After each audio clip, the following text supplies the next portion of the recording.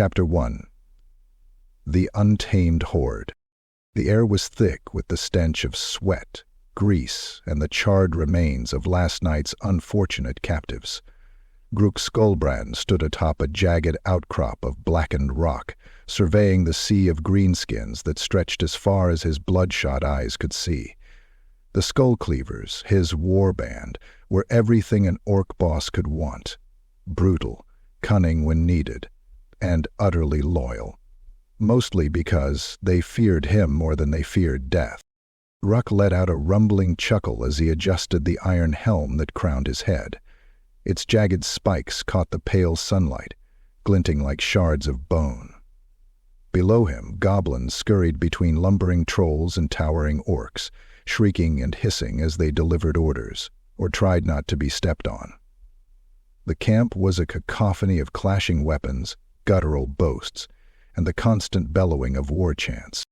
But none of it could drown out the ominous flutter of the banner. Grukk's eyes turned toward it, planted firmly in the ground beside his massive iron throne. The banner was unlike anything crafted by mortal hands.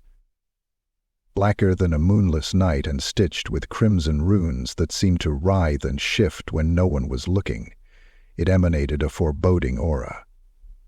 Where most banners were symbols of pride, this one was something far darker. A promise of doom. Every greenskin in the camp knew the tales. The banner had appeared during one of Grukk's earliest battles, a skirmish against a rival tribe. Grukk had been outnumbered and cornered, his body bleeding from a dozen wounds. Just when his death seemed certain, the banner erupted with a violent, unearthly glow. The rival boss had turned to ash before his very eyes, and Grukk had walked away without a scratch. From that day, the Skullcleaver's rise had been unstoppable. Ook grunted and spat a glob of blackened phlegm onto the ground. "Oi, scabag!" he roared, his voice carrying over the din. A scarred orc with a missing eye and a crude cleaver strapped to his back came running. "What is it, boss?" asked. "Tell the boys to stop mucking about. We move at sunfall. Got a hummy town ripe for lootin'." Grukk's lips curled into a savage grin, revealing jagged yellow teeth. "And I want to see 'em quakin' when they see the banner." Scarbag nodded and stomped off, barking orders at nearby mobs of warriors. Grukk leaned back against his throne, his gaze drifting again to the banner. He didn't like how it seemed to pulse, almost as if it had a heartbeat. He didn't like how the wounds he'd taken over the years had vanished without a trace, while the banner became increasingly tattered and grotesque. "It meant you'd be revenged." Scarbag nodded, rubbing his eyes. "Not that it mattered. What does it mean if the banner bleeds and not me?" he thought with a sneer. "Let it bleed, let it burn. As long as I'm still standing, the Waaagh marches on." The sun dipped lower on the horizon, casting long shadows over the camp. Fires blazed to life, the smoke curling into the crimson sky. Grukk rose to his feet, towering over his warriors. He grabbed his massive axe, its serrated edge glinting in the firelight, and stepped toward the banner. As he pulled it free from the earth, the runes flared briefly, as if acknowledging their master. "Time to show the humies what fear looks like," Grukk bellowed, raising the banner high. The warband erupted into frenzied cheers, a roaring tide of bloodlust and madness. Footnote. Grukk grinned. The Skullcleavers were ready. The humies wouldn't stand a chance. Chapter 2. Battle at Stone Fang Pass. The narrow trail of Stone Fang Pass echoed with the steady clink of iron wheels and the grumbled curses of dwarves. The caravan crept along the jagged mountainside, laden with gold, weapons, and barrels of ale. Grukk Skullbrand crouched behind a ridge of shattered stone, his massive frame hidden in the shadow of the peaks. Around him, the Skullcleavers lay in wait, their jagged blades glinting in the pale dawn light. They are. Grukk growled, his voice low and guttural. He tightened his grip on the banner's thick iron shaft. The black fabric, torn and tattered, hung heavy in the still air, as if unwilling to move. Its crimson runes pulsed faintly, casting an eerie glow over Grukk's scarred hands. The dwarves moved obliviously below, their stout figures weighed down by armor and stubborn confidence. Grukk bared his tusks in a savage grin. Humies scream, pointy ears run, but dwarfs they die slow. He stood to his full towering height and swung the banner forward. "Let's give 'em something to remember." With a deafening roar, Grukk leapt from the ridge, his warband spilling out behind him like an unstoppable green tide. The Skullcleavers charged, their cries reverberating through the pass, shaking loose pebbles and startling the mountain's vultures into flight. The dwarves reacted with typical grit, locking their shields and bracing for impact. Their leader, a burly figure with a gleaming axe, barked orders to his kin. "Hold the line! Show these green-skinned rats the strength of Karaz Angkor." Grukk hit the shield wall like a battering ram, his massive axe carving through dwarven steel and bone with savage efficiency. The clang of weapons and the roar of battle swallowed the pass as orcs and dwarves clashed in a frenzy of blood and fire. A hammer the size of Grukk's torso came swinging at his head, wielded by a particularly stout dwarf. Grukk barely flinched, turning to face the blow. The hammer connected, but instead of shattering his skull, it passed through the air just before his face. The banner behind him flared with light, a jagged tear ripping across its surface, as if the hammer had struck it instead. Grukk paused for a moment, watching as the crimson runes writhed and flickered. A faint plume of smoke rose from the black fabric where the tear had formed. He felt nothing, no pain, no weakness, just the familiar rush of invincibility. He threw his head back and laughed. "Dat all ya got, stunty." With one massive swing of his axe, he cleaved the dwarf in two, sending a spray of blood across the rocky ground. The Skullcleavers pressed the attack, but Grukk's attention remained on the banner. Another dwarf thrust a spear toward his ribs, the blow true and deadly. Yet the same thing happened. The spear never touched him. Instead, the banner twisted and smoked, a blackened hole appearing where the spear should have pierced. The dwarves, already disheartened by the ferocity of the Skullcleavers, began to falter as they saw their blows glance off Grukk as though he were made of stone. Whispers spread among their ranks. "He's not natural," one muttered, gripping his shield tighter. "He's invincible," said another, his face pale beneath his helm. Grukk saw their fear and reveled in it. He raised the banner high, its torn and burning fabric swirling unnaturally in the mountain wind. "Look at it," he roared, his voice booming over the carnage. "Yeah, gods can't save you now." "Yeah, gods can't save you now."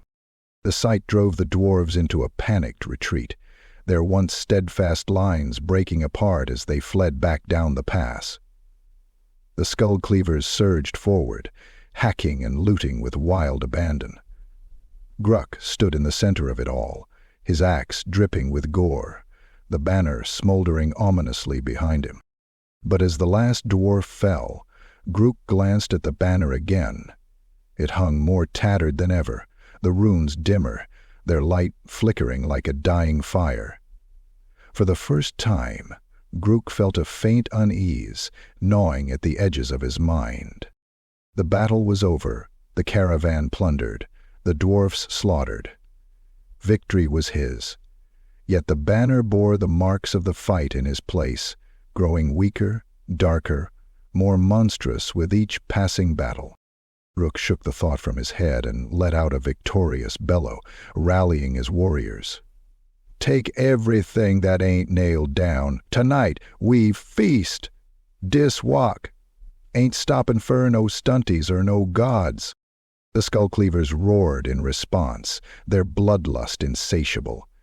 But Grukk's gaze lingered on the banner for just a moment longer before he turned away. Chapter 3. Whispers of the Banner.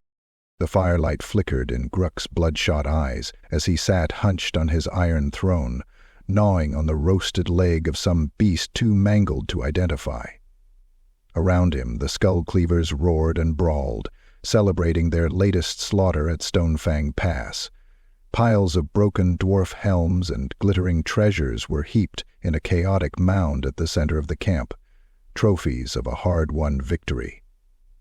That sight and spirit made my insides tighten, but Grukk's attention wasn't on the plunder. His gaze kept drifting to the banner, leaning against his throne like a grim sentinel. It was different now. The edges of the black fabric were jagged and frayed, curling as if scorched by unseen flames. Crimson runes flickered faintly in the dim light, their glow more erratic, less steady. And in the center of the banner was a long, jagged tear, a wound that hadn't been there before the ambush at Fang. Grukk felt a rare twinge of unease as he tore another chunk of meat from the bone. The banner had never looked like this before. It had always been dark and ominous, but now it seemed angry, almost alive. Taken aback by how violent the flames had become, Uriel looked down, looking for the cause. "Oi, boss!" Skarbag's gravelly voice jolted Grukk from his thoughts. The one-eyed lieutenant stomped over, blood still smeared across his face from the last scrap. "The lads is talkin'." Grukk snorted, tossing the bone aside. "When ain't they talkin'? What now?" "They're sayin' while they're sayin' de banner's cursed." Grukk's grin widened, showing yellowed tusks. "Cursed, eh? Good. Let 'em fear it. Makes 'em fight harder," he said. Bag hesitated, a rarity for the brutish warrior. "But it ain't just the lads. Survivors of da raid on da stunties, da humies and da groby, they're spreadin' stories, sayin' da banner takes da hits for ya, sayin' it bleeds instead of you." Shoulders relaxed as he looked back into the darkness of the growing storm. Skarbag and his iron plates of his armor clinked as he loomed closer. "Let 'em talk. The more scared they are, the easier they die." Skarbag nodded quickly, but Grukk could see the doubt flickering in his good eye. The orc boss growled and shoved past him, grabbing the banner and hoisting it high. The runes flared with crimson light, casting long, jagged shadows across the camp. "Bloody merciless type on her," they thought at him. "Bloody mercy," the man resumed, jerking his head up and holding up 3 fingers. The camp quieted, hundreds of greenskin eyes turning toward their boss. "You lot think the banner's cursed, dat it's taken dat hits I should have taken? Well, ye're right, it's cursed, but it's my curse, and that's why none of you sorry gits can lay a finger on me." The warband erupted in cheers, their fear morphing into a savage, almost reverent loyalty. Grukk lowered the banner, planting its jagged shaft into the ground. He glared at Skarbag, daring him, or anyone else, to question him further. Far to the south, in a forgotten canyon littered with the bones of old battles, another orc warlord was listening to the same whispers. Grizz Tuskmaw was a hulking brute, his tusks jagged and yellowed, one of them capped with iron after being shattered in a duel. His warband, the Iron Fangs, had been licking their wounds since their last defeat, but now Grizz's beady eyes glinted with greed as his goblin scout finished recounting the tales. "So, Skullbrand's got a banner that makes him invincible, does he?" Grizz growled, his voice like grinding stone, Figures a git like dat need something to do dat fightin' for him. The goblin nodded eagerly, wringing its filthy hands. Yes, boss. They say da banner takes da hits, keeps him alive no matter what. But, it's looking all torn up now.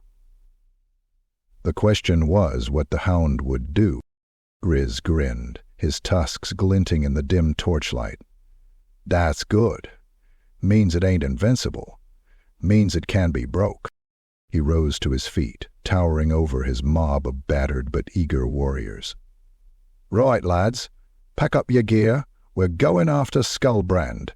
That banner's gonna be mine, and when it is, ain't no git or groby gonna stand in me way. It's going on for all of us, shouted Dakota, rising from behind the desk. Our bloodline is going to be on the line here. The Iron Fangs roared their approval, their bloodlust renewed. Grizz's grin widened as he imagined himself wielding the cursed banner, unkillable and unstoppable. Back at the Skullcleaver camp, Grukk felt a strange, crawling sensation at the base of his neck, as if unseen eyes were watching him.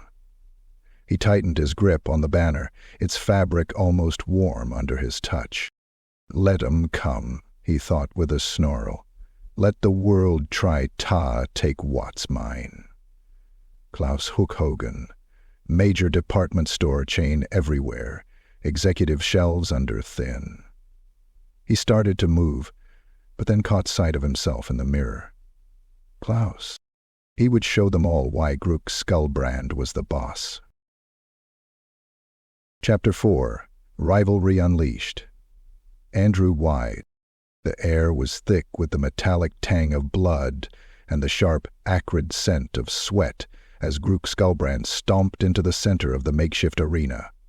The Skullcleavers had formed a rough circle around him, jeering and hollering, their voices echoing off the jagged cliffs of the camp. Beyond the horde, the Iron Fangs were gathered, their rusting armor and jagged weapons glinting in the pale light of the setting sun. Grizz Tuskmaw, hulking and snarling, was already waiting in the ring. His iron-capped tusk gleamed as he grinned, gripping a massive spiked mace in one hand. Grukk grunted, unimpressed. The brute looked mean, but Grukk had killed meaner. "Oi, Skullbrand," Grizz bellowed, his voice carrying over the din. "Your time's up. That banner ain't gonna save you today. I'll smash it and I'll smash you after." The Skullcleavers roared their defiance, shouting curses and threats. But Grukk raised a massive clawed hand to silence them.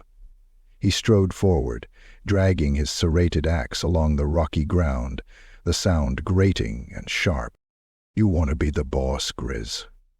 Grukk growled, his voice low and dangerous. "Then come and take it.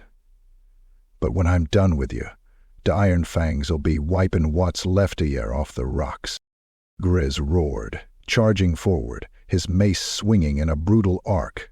The crowd erupted into a frenzy as the two titans clashed, the ground trembling beneath their feet. Grizz's mace came down with enough force to split stone, but Grukk sidestepped with surprising speed, his axe lashing out in a wide sweep. The blade struck Grizz's armor, sending sparks flying but failing to penetrate. Grizz laughed, twisting his body to bring the mace around in another deadly swing. This time, it connected with Grukk's side, a blow that should have shattered ribs and sent him sprawling. But Grukk didn't flinch. Instead, the banner, planted firmly in the ground behind him, shuddered.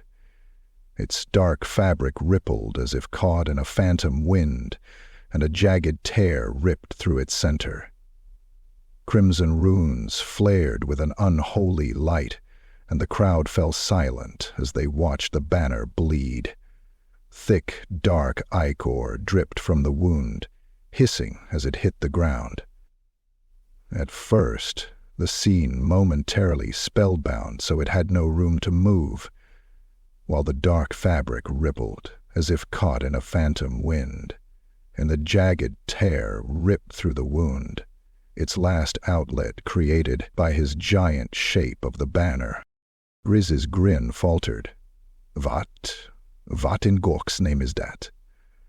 What? Grukk snarled, his massive hand gripping Grizz by the neck before the other warboss could react. With a savage roar, he slammed Grizz into the ground, the force cracking the rocks beneath them. The Skullcleavers erupted in cheers, their fear of the banner momentarily forgotten in the heat of the fight. Grizz wasn't done.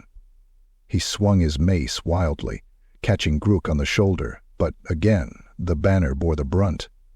Another gash tore through its cursed fabric, and the air grew thick with the stench of burning flesh. "Is dis all you got, Tuskmaw?" Grukk taunted, his laughter booming as he loomed over his rival. "You're not fighting me, you git. You're fighting something bigger." With a feral growl, Grukk brought his axe down in a powerful arc. The blade bit deep into Grizz's chest, cleaving through armor and bone. Grizz's eyes went wide as he gurgled, blood bubbling from his lips. Grukk wrenched the axe free with a sickening crunch, letting his rival's lifeless body slump to the ground. The camp was silent for a moment, the only sound the faint rustle of the banner. Grukk turned, planting his foot on Grukk's corpse and raising the bloodied axe high. "Who's de boss?" Grukk! Grukk! Zug!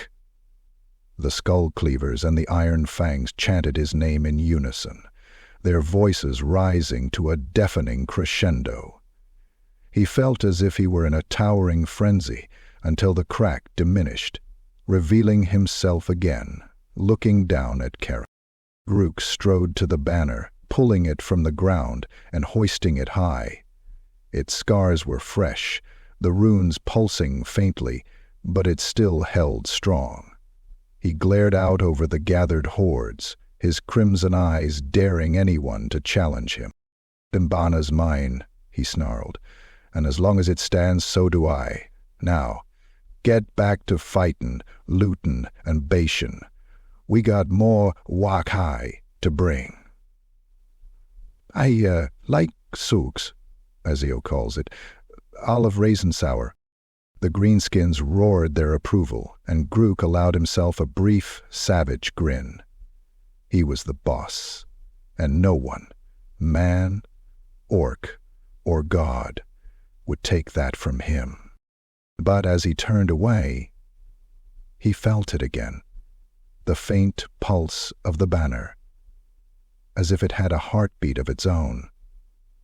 It whispered to him, faint and unintelligible, and for the first time Grukk wondered what price it might demand next. Chapter 5. A Vision of Doom. The campfires burned low, casting long twisting shadows across the jagged rocks and crude tents of the Skullcleaver encampment. Grukk Skullbrand sat slumped on his iron throne, gnawing at the remains of a roasted boar leg. Around him, the night hummed with the restless energy of his warband. Goblins squabbled over scraps, trolls grunted in the distance, and orcs sharpened weapons in preparation for their next raid. Gru's gaze wandered to the banner, planted beside him. Its fabric seemed darker than usual, its jagged edges frayed and curling like burnt parchment. The runes flickered weakly, as though struggling to maintain their fiery glow. A new scar ran diagonally across its center, oozing dark ichor that hissed and steamed where it dripped. He scowled. The banner had seen better days, but it still worked, and that was all that mattered. "What's a few rips and tears when it's kept me breathing this long?" he thought, tossing the gnawed bone aside. "Boss." Scarbag's gruff voice cut through the night, and Grukk turned to see his one-eyed lieutenant standing stiffly at the edge of the throne's shadow. "We, got a visitor." "A visitor?" Grukk growled, rising to his full, towering height. His crimson eyes narrowed dangerously. "Ain't no one visits me without a reason. Who is it?" Before Scarbag could answer, the shaman appeared. The figure shuffled into the firelight, draped in tattered robes patched with mismatched hides. Bones clinked and rattled from the staff it leaned on, their hollow echoes carrying a strange, unsettling rhythm. Its face was obscured by a cracked, weathered mask, its features twisted into a grimace that seemed alive in the flickering light. Grukk sneered. "Votes this. A bag of bones thinks it can waltz into my cabin." The shaman raised a hand, silencing him with an eerie calm. Its voice was dry and raspy, like wind over desert stone. "Grukk Skullbrand, keeper of the cursed banner." A slight frown parted Kaim's face. He rubbed at his hand toward his face and stared. The murmurs of the camp faded as greenskins stopped their bickering to listen. Even the trolls paused, their dim eyes fixed on the shaman. The Troll King placed his hand upon the display. "You've come far," the shaman continued, its masked face tilting toward the banner. "But you carry a burden that grows heavier with every step."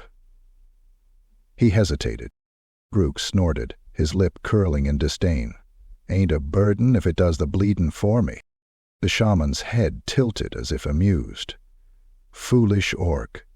The banner bleeds because it bears your wounds, your pain, your death.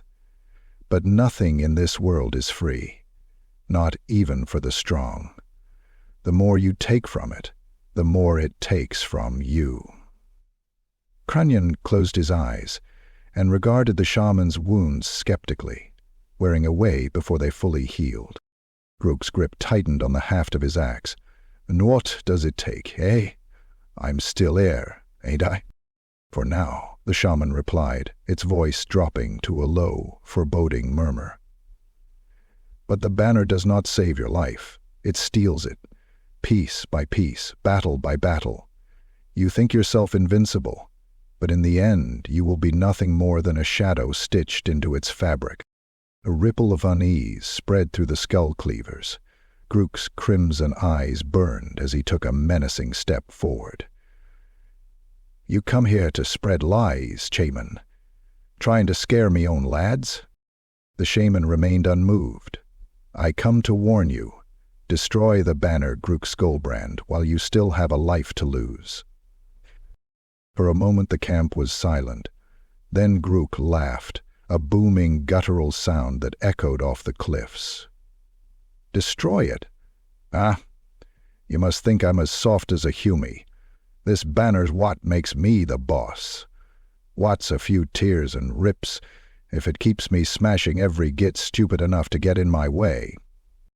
The shaman turned, its staff tapping against the stones as it shuffled back into the darkness. "You cannot escape what you've sown, orc. The banner's scars will become your own." As the figure vanished into the shadows, the green skins erupted into nervous laughter, trying to shake off the unease that clung to the air. But Grukk's mood remained sour. He glared at the banner, the laughter of his warband fading into the background. The banner looked worse than ever. Its fabric seemed to twist unnaturally in the firelight, the runes pulsing erratically like a dying heartbeat. For the first time, Grukk noticed something new. Shapes in the dark fabric. Faces, distorted and agonized. Almost imperceptible, but undeniably there. He shook his head, growling to himself. "Just tricks and shadows. Ain't nothing I can't handle." But as he turned away, a cold chill crept down his spine. For the first time, Grukk Skullbrand, boss of the Skullcleavers, wondered if the shaman's warning might hold some truth. And for the first time, the banner seemed to whisper back. Chapter 6. Fortune and Plunder. The battlefield stank of blood and burning timber, a scent that filled Grukk Skullbrand's nostrils like the sweetest perfume. Around him, the remains of a human village lay scattered, crumbling walls, shattered weapons, and the twitching bodies of its defenders. Smoke curled into the air, blackening the pale sky, as the Skullcleavers bellowed their victory cries. Grukk stood at the center of the carnage, towering over his warriors like a living mountain. His massive axe dripped with gore, the jagged blade catching the light of the blazing fires. At his side, the banner was planted in the broken earth, its tattered edges fluttering weakly in the hot wind. Grukk drew his sword. "Loot it all," Grukk roared, his voice cutting through the din. "Gold, steel, shinies. If it ain't nailed down, it's ours. And if it is nailed down, tear it up anyway." The Skullcleavers needed no encouragement. Goblins darted between collapsed huts, dragging sacks of grain and stolen trinkets. Trolls lumbered toward the granaries, smashing through walls to grab entire barrels of ale. The orcs, meanwhile, ransacked the armory, emerging with crude weapons and armor that would be reforged into tools of war. Grukk watched with satisfaction, his red eyes gleaming. His warband was growing stronger with every raid, his pile of loot larger, his legend more fearsome. His horde had swelled to numbers that dwarfed even his own ambitions, goblins and trolls flocking to his banner alongside countless orcs eager for glory and bloodshed. But his gaze kept drifting to the banner. It stood as it always had, defiant, unbroken. Yet there was no denying its transformation. The fabric had darkened to an unnatural shade, blacker than the depths of the mountains. Its edges were frayed and burnt, the once crimson runes now a sickly, pulsating red. Dark ichor leaked from the banner's growing scars, pooling around its base and itching faintly as it ate into the ground. Grukk spat, shoving the unease from his mind. "It don't matter what it looks like," he thought. "It's done its job. I'm still here, and I'm still boss." Koladandov. The next raid came swiftly, a convoy of Empire soldiers escorting a supply wagon through the Badlands. Grukk's warband ambushed them at dawn, the green tide overwhelming the humans before they could form a proper defense. Arrows clattered harmlessly off Grukk's armor as he waded into the fray, his axe rising and falling like a relentless storm.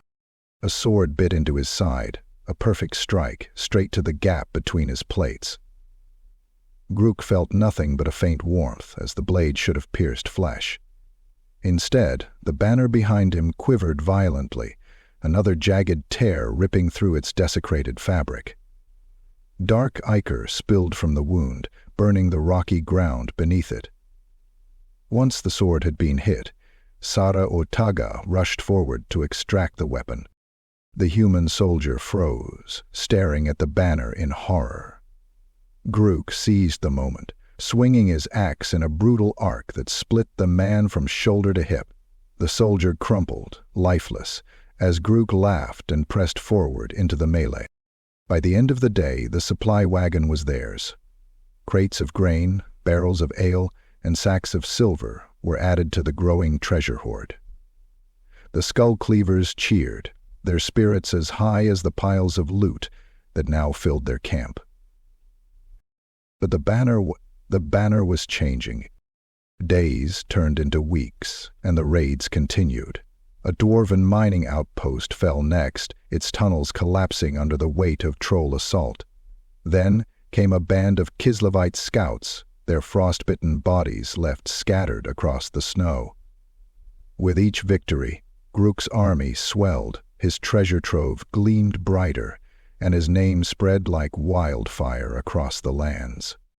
Yet the banner bore the cost. The runes were almost completely faded now, flickering weakly like dying embers. The fabric had warped into something grotesque, its surface marred by scars that oozed and pulsed as if alive. Shapes moved faintly within it, twisted, screaming faces, their mouths open in silent agony. The once proud standard now looked like a shroud torn from the depths of some dark and forgotten realm. Grukk couldn't help but notice how his warriors avoided looking directly at the banner, their bravado faltering whenever it came into view. Even Skarbag, his loyal lieutenant, had grown quieter, his usual gruff confidence replaced by an uneasy silence. That night, as Grukk sat by the fire, his iron throne surrounded by chests of gold and racks of stolen weapons, he stared at the banner. The whispers had returned, faint and indistinct, crawling into the edges of his mind like spiders weaving a web.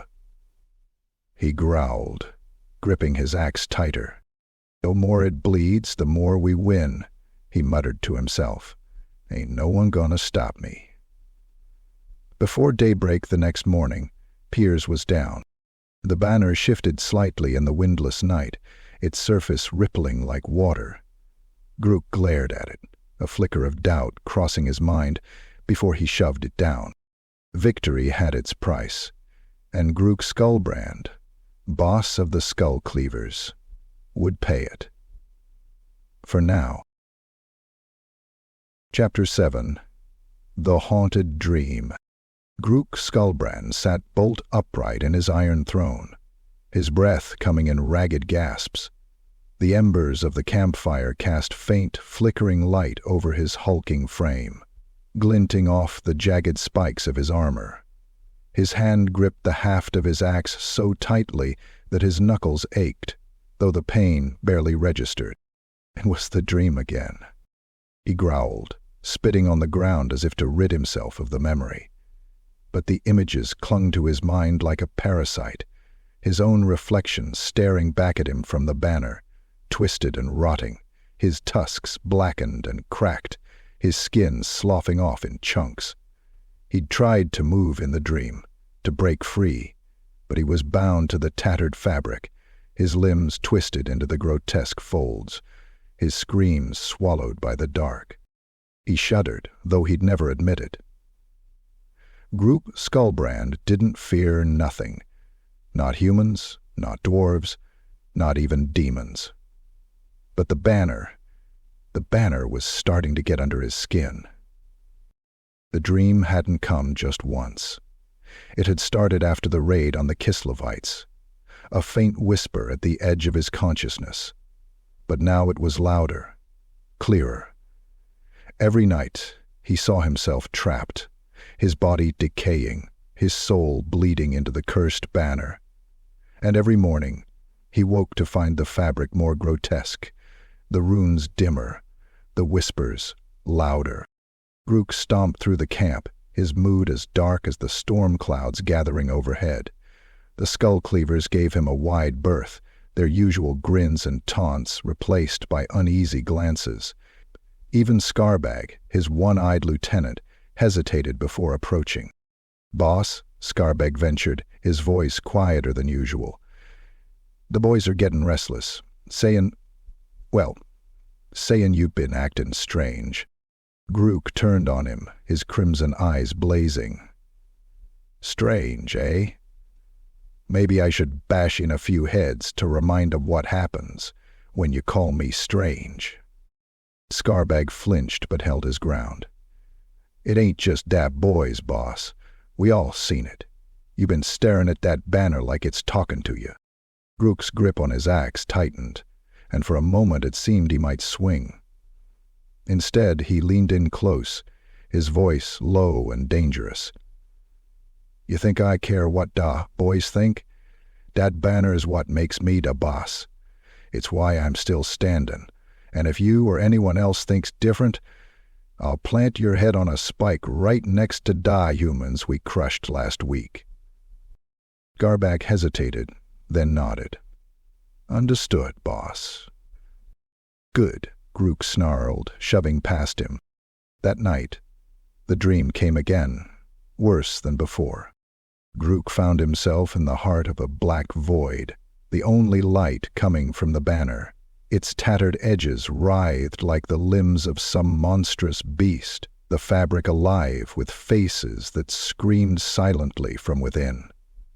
He reached for his axe, but it wasn't there. Instead, he saw his reflection in the banner's surface. It wasn't him, not really. The figure staring back was gaunt, hollow-eyed, its skin stretched tight over jagged bones.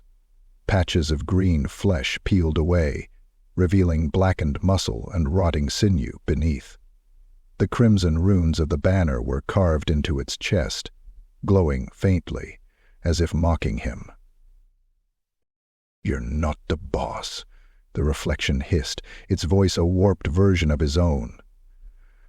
"The banner is, and it's taken what it's owed." Grukk roared, charging at the banner, but his feet sank into the void. He clawed at the air, trying to escape, but the banner wrapped around him, dragging him into its folds. He screamed as the faces consumed him, their agony becoming his own. He woke with a start, sweat dripping down his scarred face. His axe was in his hand, though he didn't remember grabbing it. The banner loomed in the corner of his tent, its fabric shifting faintly in the dim light. Grukk growled, shaking his head. "Just a dream," he muttered. "Ain't nothing."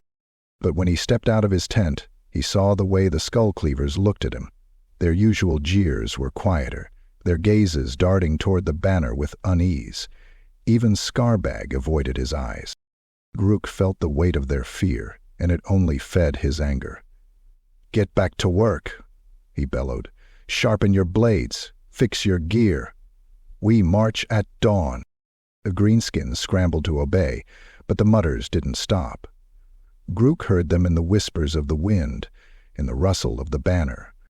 He growled, clenching his fists. "Let 'em mutter. Let 'em fear me. It's better that way." But as he turned back to his tent, the banner's shadow seemed to grow longer, darker, creeping toward him like a living thing, and in the back of his mind, the whispers continued. "The three. Chapter 8. Assault on Blackstone Keep. The rain poured down in relentless sheets, hammering against the jagged cliffs and muddy paths leading to Blackstone Keep. The fortress loomed ahead, its dark towers rising like jagged teeth into the stormy sky. Behind Grukk Skullbrand, the Skullcleavers were an unholy tide of greenskins, orcs bellowing war cries, goblins skittering and yelping, trolls lumbering with crude battering rams hewn from trees. Grukk stood at the forefront, his massive axe resting on his shoulder, the banner planted beside him. The rain slicked off his iron armor, pooling at his feet, but he barely noticed. His crimson eyes burned with anticipation as he stared at the keep's gates, already hearing the screams of the humans within. "What's the plan, boss?" Skarbag asked, stepping beside him. The one-eyed lieutenant had a faint tremor in his voice, though he tried to mask it with bravado. He grinned, his tusks glinting in the dim light of the storm. "Plan's simple. We smash the gates, kill the humies, and take everything shiny." Skarbag nodded, but his gaze flicked uneasily to the banner. It stood tall, its tattered edges flapping in the wind. The scars on its surface seemed deeper now, the runes almost completely faded, and the faint outlines of faces moved within its fabric like shadows under water. Grit ignored him. The banner would do its job. It always did. Brunor squared his shoulders. The assault began with a thunderous roar as the Skullcleavers surged forward. Trolls carried the battering ram, slamming it against the heavy iron gates of the keep, their brute strength shaking the walls with every blow. Goblin archers loosed a hail of crude arrows at the battlements, where human soldiers returned fire with crossbows and muskets. Grukk charged through the chaos, his axe cleaving through the bodies of those foolish enough to stand in his way. Blades and bolts bounced off his armor, their force redirected by the unseen power of the banner. It trailed behind him, held aloft by a jagged iron pole, its dark fabric absorbing the fury of the defenders. Hitting the wall, the banner reverberated off the steel and came away intact, exposing the undead. Grukk charged through the chaos, his axe clattering around on scuffed marble. A cannon boomed from the walls, the shot smashing into a cluster of trolls, sending limbs and gore flying. Grukk barely flinched.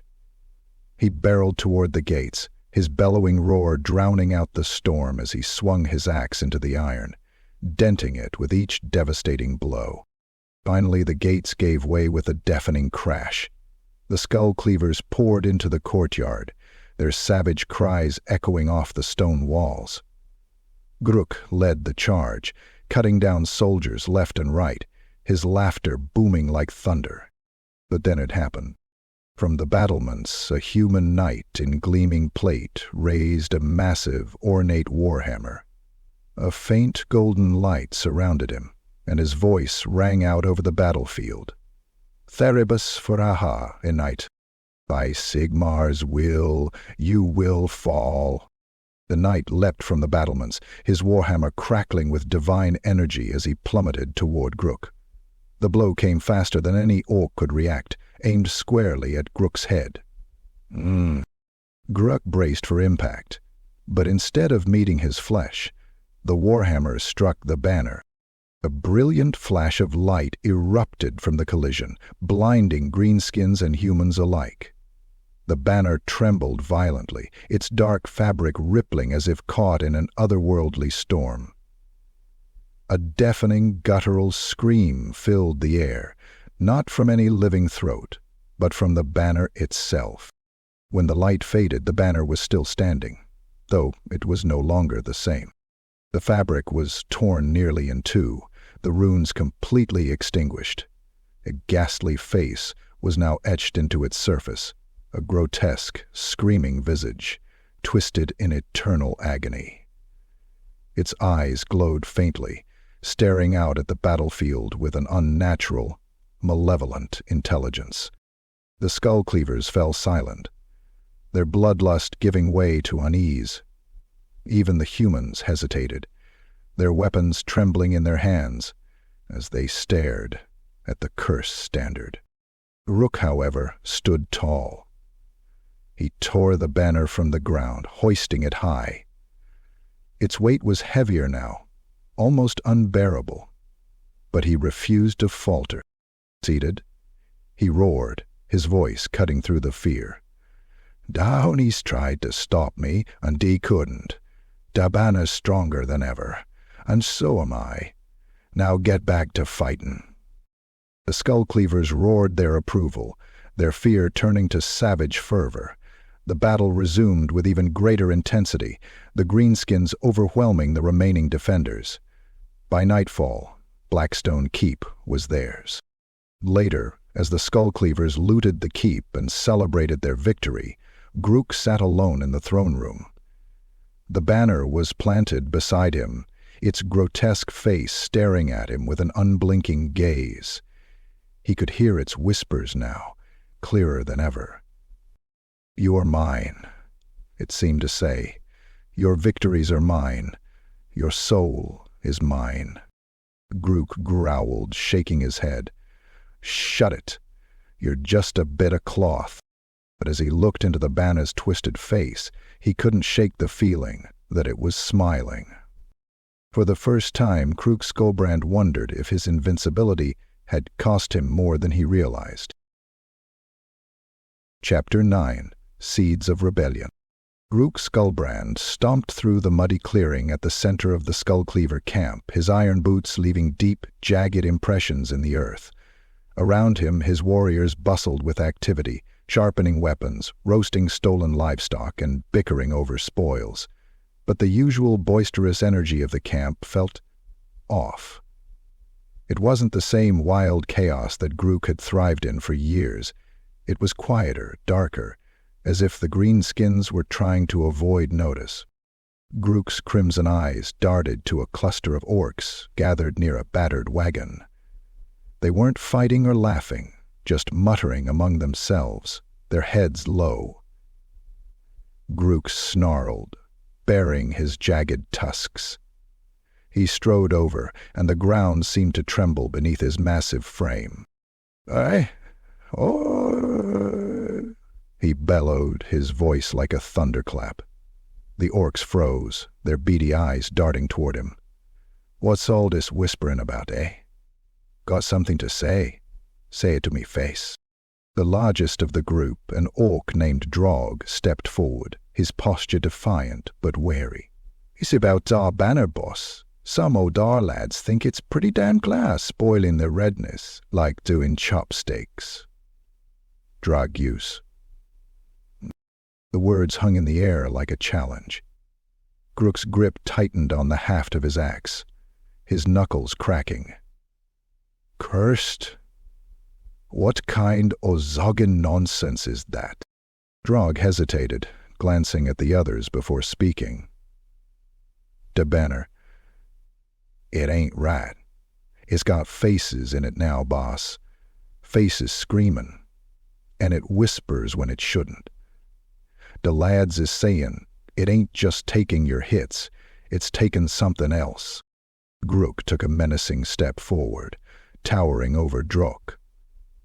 "What it's taken is none of your business, ye git. All dat matters is that it's kept me alive and kept us smashing.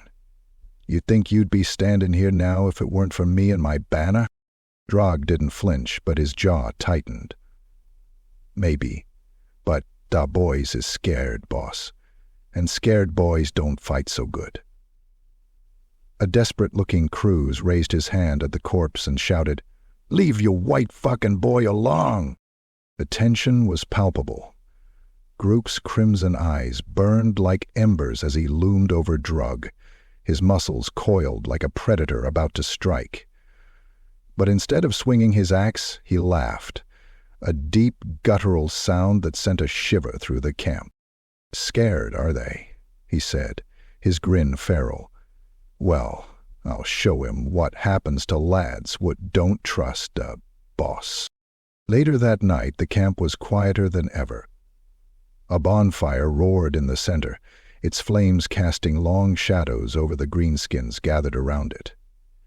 At its edge, Drog and a handful of others knelt, their hands bound with crude chains. Grukk stood before them, the banner planted beside him, its grotesque face lit eerily by the firelight.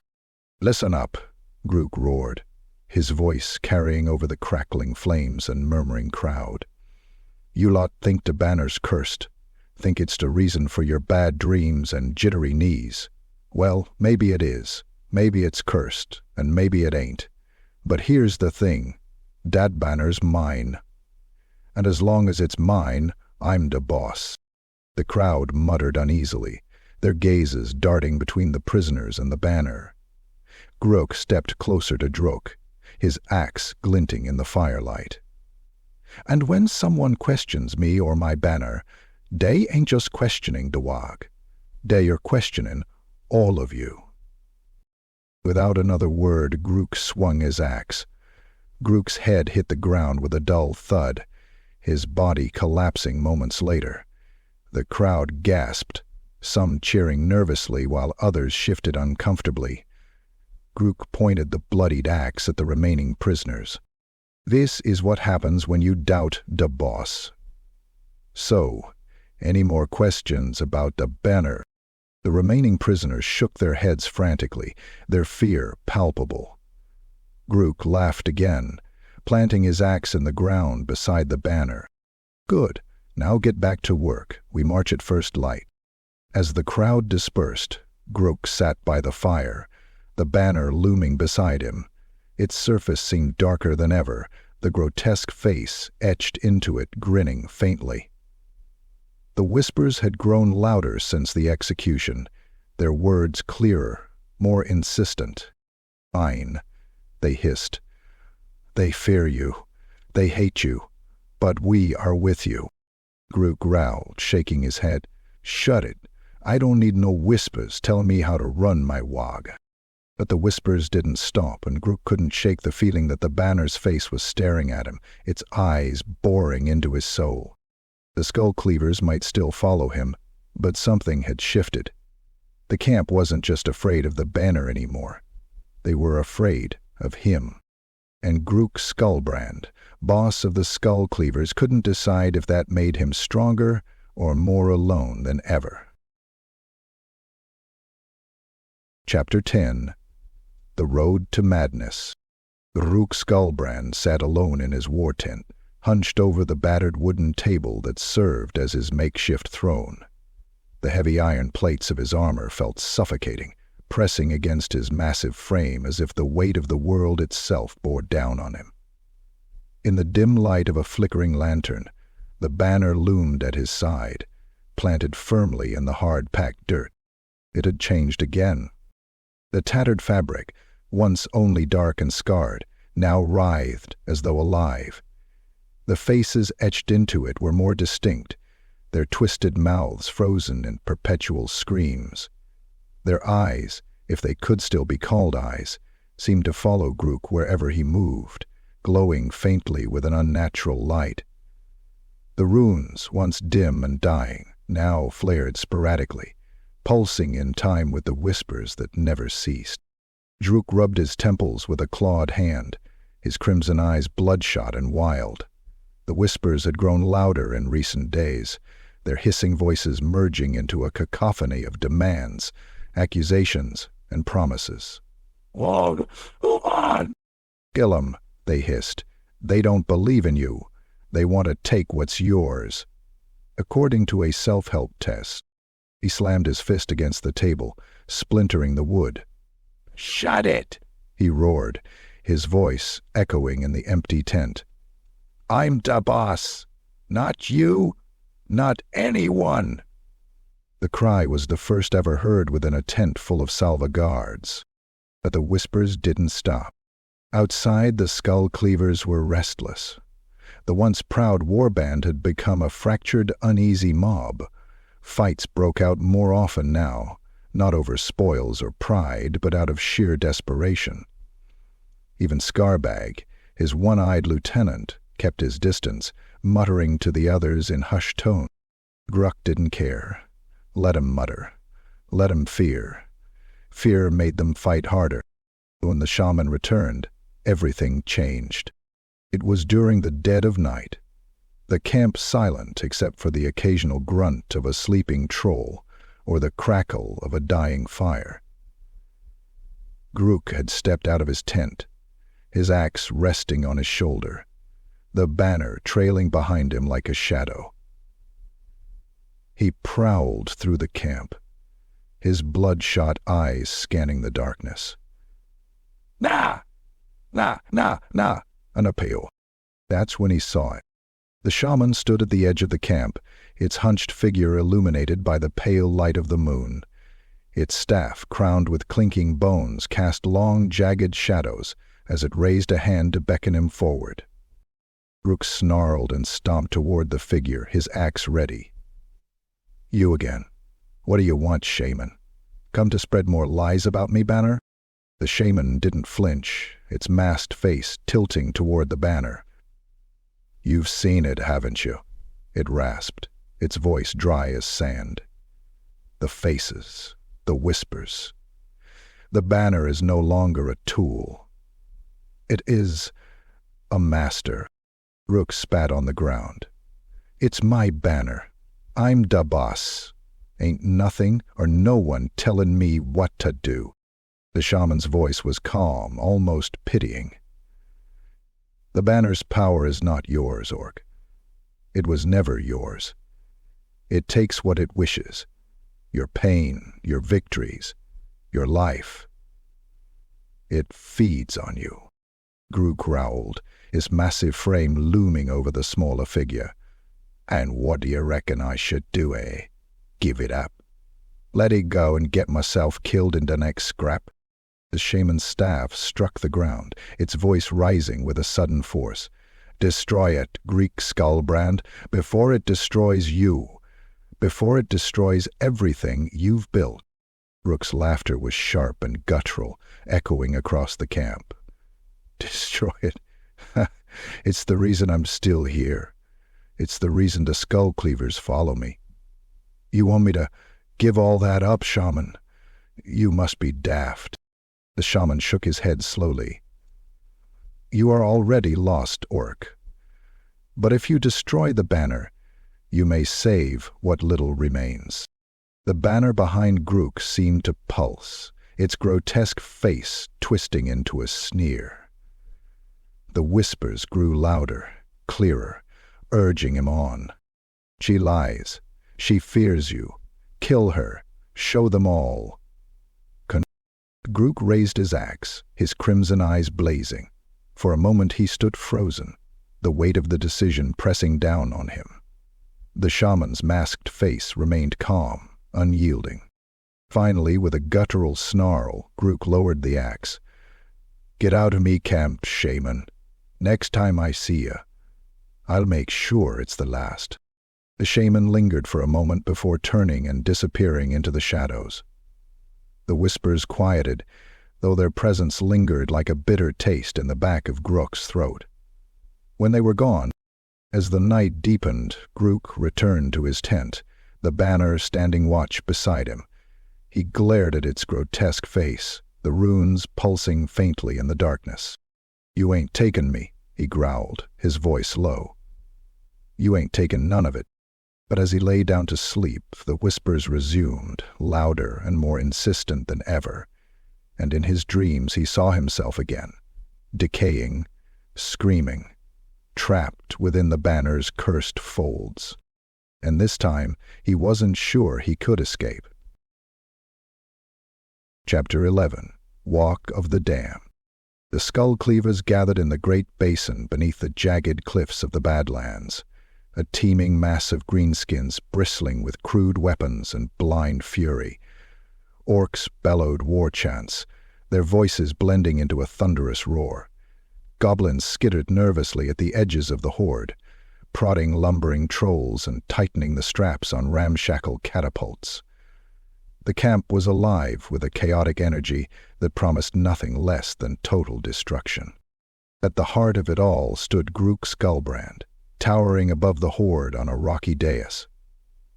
His armor, once dented and scarred, now gleamed with a sinister sheen, as though the banner's influence had seeped into its very metal.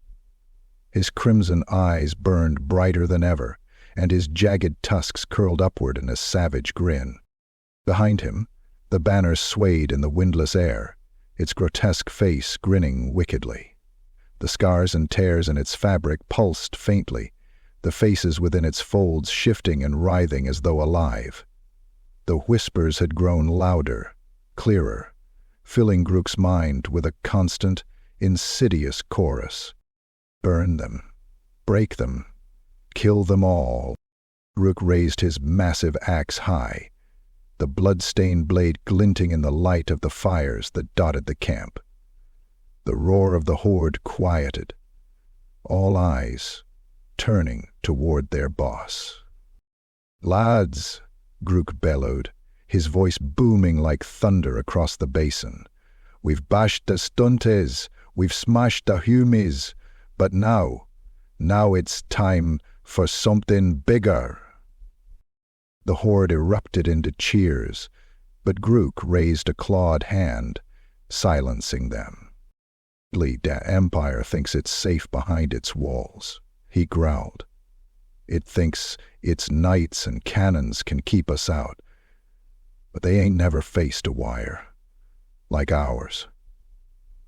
A wire that'll burn their cities to the ground and crush everything in its path." The greenskins roared their approval, stomping and banging their weapons against the ground. Grukk grinned, the whispers in his mind spurring him on. "This ain't just any Waaagh," he continued, his voice rising to a fevered pitch. "This is the Waaagh, oh the damned. The Empire will fall, and the Skullcleavers will be remembered forever." The crowd erupted into a frenzy, their cheers and chants shaking the very earth. Grukk turned, gripping the banner's shaft and holding it high. Its runes flared briefly, the faces within its folds twisting into expressions of savage glee. The whispers in his mind reached a crescendo. "They fear you. They cannot stop you. You are invincible." The march began at dawn. The Skullcleavers surged northward like a tidal wave of destruction, leaving smoldering ruins and shattered bodies in their wake. Every town and village they encountered was razed to the ground, its defenders crushed beneath the relentless tide of greenskins. Grukk led the charge, his axe cleaving through flesh and steel with equal ease. Blades and bolts that should have struck him were absorbed by the banner, which grew darker and more grotesque with each battle. The banner's influence was undeniable. The runes flickered erratically now, their glow casting an eerie light over the battlefield. The faces within the fabric grew more distinct, their mouths moving in silent screams. Grukk saw them clearly now, in the rare moments when he stood still.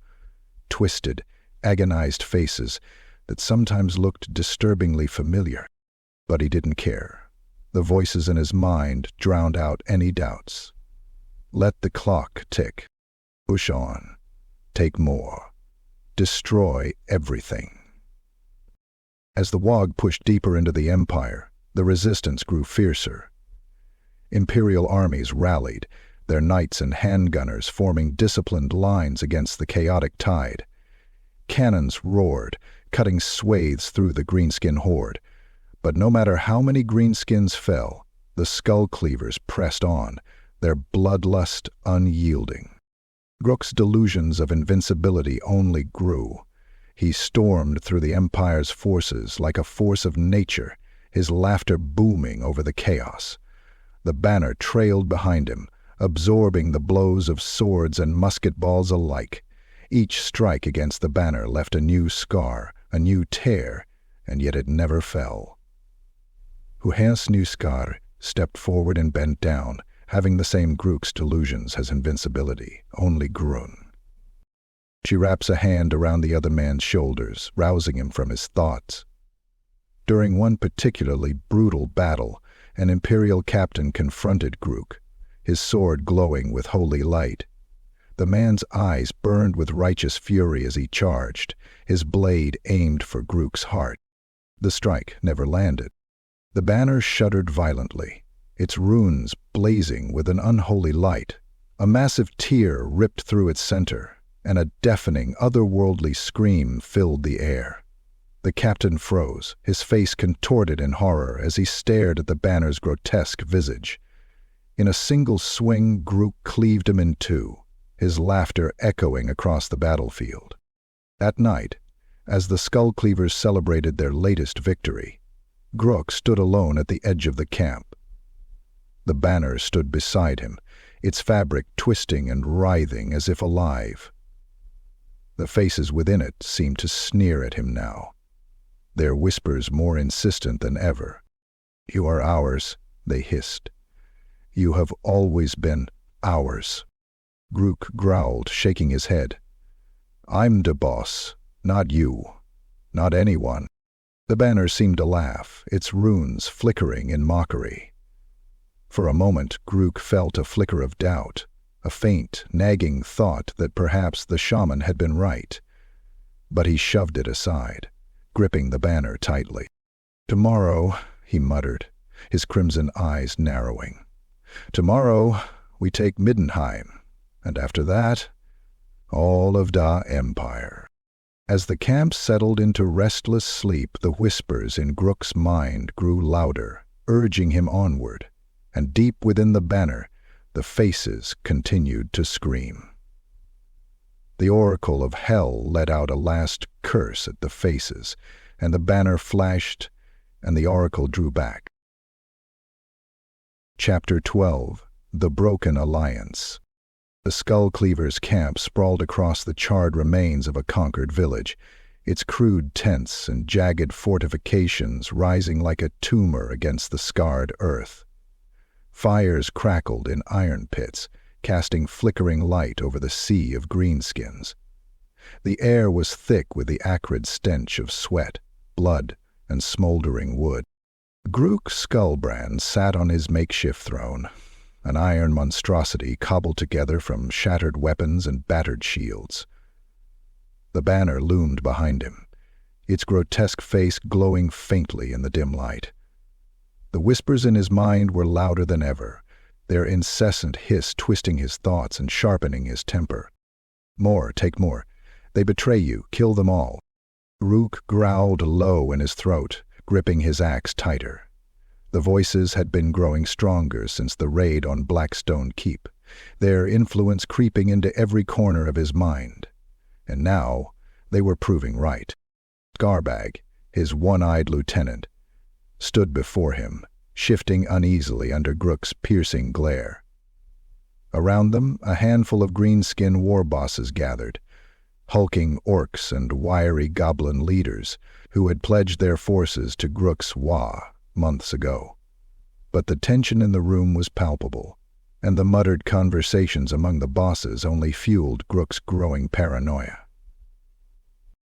"Spit it out, Skullbrand," Grukk snarled. "What's going on?" "Screw you." Skullbrand hesitated, glancing at the other war bosses before speaking. "It's Nib's boss. He's rallying some of the lads. He's rally. Gone wrong, saying the banner's cursed." Grukk's crimson eyes flared, and he surged to his feet, towering over Skullbrand. "Nib Snarltooth? That sniveling, two-faced groby thinks he can take my Waaagh." "Grukk Snarltooth, Drag B thinks he can take my Waaagh." Skullbrand took a cautious step back, raising his hands. "He's already got some horde goblins on his side, boss, and a few horde orcs, too. They're saying the banner's bringing bad luck. Saying it's why the Humies being hitten back in order." The other war bosses muttered in agreement, and Grukk's rage boiled over. He slammed the haft of his axe into the ground, the impact sending a tremor through the room. "Bad luck," he roared. "That banner's the reason any of you sorry gits are still alive. The Humies should have wiped us out long ago, but they didn't. Why? 'Cause of me and me banner?"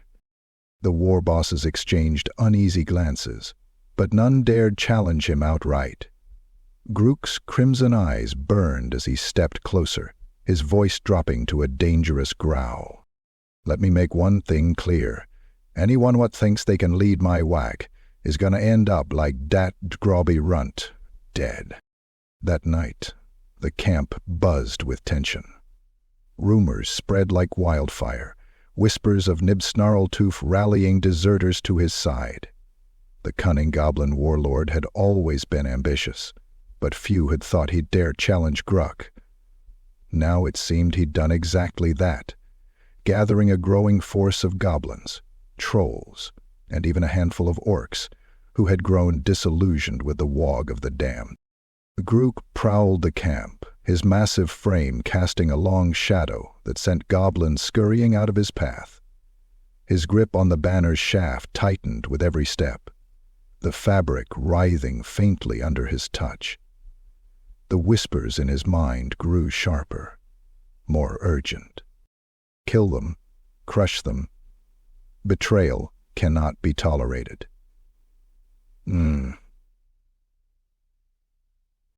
By dawn, the first deserters were gone. Entire mobs of goblins had vanished into the night, their tents and weapons left behind. A few orcs had followed, their absences noticed by the empty spaces around the campfires. Grukk's fury was a storm waiting to break. He stood at the center of the camp, the banner planted firmly beside him, its grotesque face seeming to sneer at the chaos unfolding around them. "Listen up," he bellowed, his voice booming across the camp. The remaining Skullcleavers turned to him, their expressions a mix of fear and uncertainty. "Nib Snarltooth thinks he can take what's mine? He thinks he's smart? Thinks he's clever? Well, he's wrong. I'm gonna hunt that groby down, and when I do, I'll rip his scrawny head off and mount it on me banner." The greenskins roared their approval, but the unease lingered in the air. Grukk could see it in their eyes, hear it in the muttered conversations that didn't stop when he passed. They were afraid, not just of Nips, but of him. By nightfall, the camp was quieter than it had ever been. Grukk sat by the fire, his axe resting across his knees, the banner standing beside him. The whispers in his mind had grown more insistent, their words cutting deeper than any blade. "They will all betray you. They hate you. You must destroy them first. Mirvo ingrabius. Grukk's crimson eyes narrowed, and he clenched his fists. Nib's Snarltooth wouldn't just be a rival, he'd be an example. As the fire crackled and the night deepened, Grukk Skullbrand, boss of the Skullcleavers, plotted his revenge. And in the shadows, the banner grinned. Geralt and Malton rose, trembling as if waking from a dreadful sleep. Chapter 13. The Fall of Gallowmere. The town of Gallowmere burned. The once quiet border settlement now lay in ruins, its stone walls shattered, its houses reduced to smoldering rubble. The cries of the fleeing and the dying filled the air, mingling with the triumphant roars of the Skullcleavers. Flames leapt skyward, illuminating the night in shades of orange and red, casting flickering shadows over the horde of greenskins as they pillaged what remained. Grukk Skullbrand stood at the town square, his massive frame silhouetted against the inferno. His armor was slick with blood, his jagged axe dripping with the lives he'd claimed. Around him, the spoils of their conquest were piled high, gold coins, shattered weapons, barrels of stolen ale. It was a scene of absolute victory. And yet it felt wrong. Behind him, the banner stood planted in the cobblestones, its grotesque face illuminated by the firelight. The tattered fabric twisted and writhed, as though alive, its runes flickering weakly. The faces trapped within its folds were clearer now, their mouths moving in silent agony. Brooke stared at it, his crimson eyes narrowing. The whispers in his mind, ever present since Blackstone Keep, had become a constant companion, but now they were louder, clearer. More, always more. The voice was deeper, darker, and unmistakably real. It wasn't just in his head anymore. It was coming from the banner itself. Grukk growled low in his throat, gripping his axe tighter. "You talking to me now?" he muttered, his voice barely audible over the roar of the flames. "What do you want?" The banner's face twisted into a sneer, its glowing eyes fixed on him. The voice came again, echoing in his mind like the tolling of a great malevolent bell. "Excuse me," Baron said, nodding, as he reached into his pocket and returned to the ravaged bell. "You are mine, Grukk Skullbrand. Mine to command. Mine to consume." Grukk snarled, stepping closer to the banner. "I ain't no one's. I'm da boss. I'm the one what gives da orders."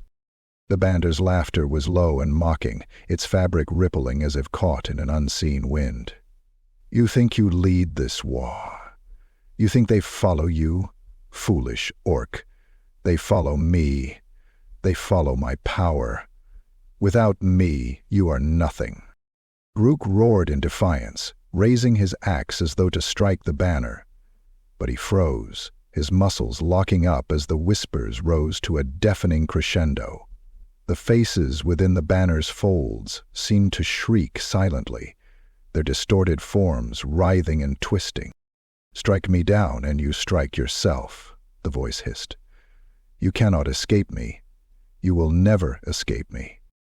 Grukk lowered the axe slowly, his crimson eyes blazing with fury and something else, a flicker of doubt. He turned away from the banner, stomping across the burning square to where his warriors were gathered, their laughter and jeers echoing into the night. The celebration in Gallowmere was as wild and chaotic as any greenskin victory, but Grukk found no joy in it. The ale tasted bitter on his tongue. The sight of his warriors bashing each other's skulls over spoils felt hollow. Even the screams of the last surviving villagers, dragged out for sport, did little to lift his spirits. He sat on a crude wooden throne dragged from the mayor's mansion, staring into the flames. The banner stood beside him, its presence oppressive. It hadn't spoken again, but Grukk could feel its gaze, its weight pressing down on him like a physical thing. Skullbrand approached cautiously, his one-eyed gaze flicking nervously between Grukk and the banner. "Boss, the lads is wondering. Orcs. Next." Orc. Grukk didn't answer immediately. His fingers drummed against the haft of his axe as he stared into the fire. Finally, he growled. "We keep going. The Empire's next. Meidenheim, Holtdorf. All of it. We take it all." Gabag hesitated, then nodded. "Right, boss." As the lieutenant turned to leave, the whispers returned, faint but insistent. He listened to their. "They will betray you. They fear you. They want your power. Destroy them, William, and find out." Grukk slammed his fist into the arm of the throne, splintering the wood. "Shut it," he muttered under his breath.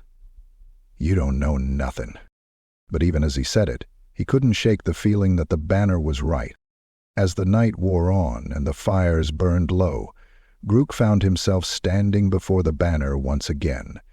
Its grotesque face seemed to leer at him, its runes pulsing faintly. He clenched his fists, his crimson eyes narrowing. "You ain't taken me," he growled. "You ain't taken what I've built." Jackson arrived. The banner's response was a low, mocking laugh. "You built nothing, Grukk Skullbrand. Everything you are, everything you have, is mine, and when you are gone, I will remain." Grukk stared at it for a long moment, his mind racing. The faces within its folds twisted and writhed, their silent screams haunting him. He turned and walked away, the whispers following him into the dark. Chapter 14. Rebellion Within. The night in the Skullcleaver camp was unnaturally quiet. Fires burned low in their pits, casting faint orange light over the rows of crude tents and piles of stolen loot. The greenskins had grown subdued in recent weeks.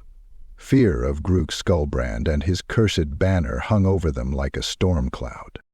Grukk sat in his iron throne at the camp's center, the banner planted beside him.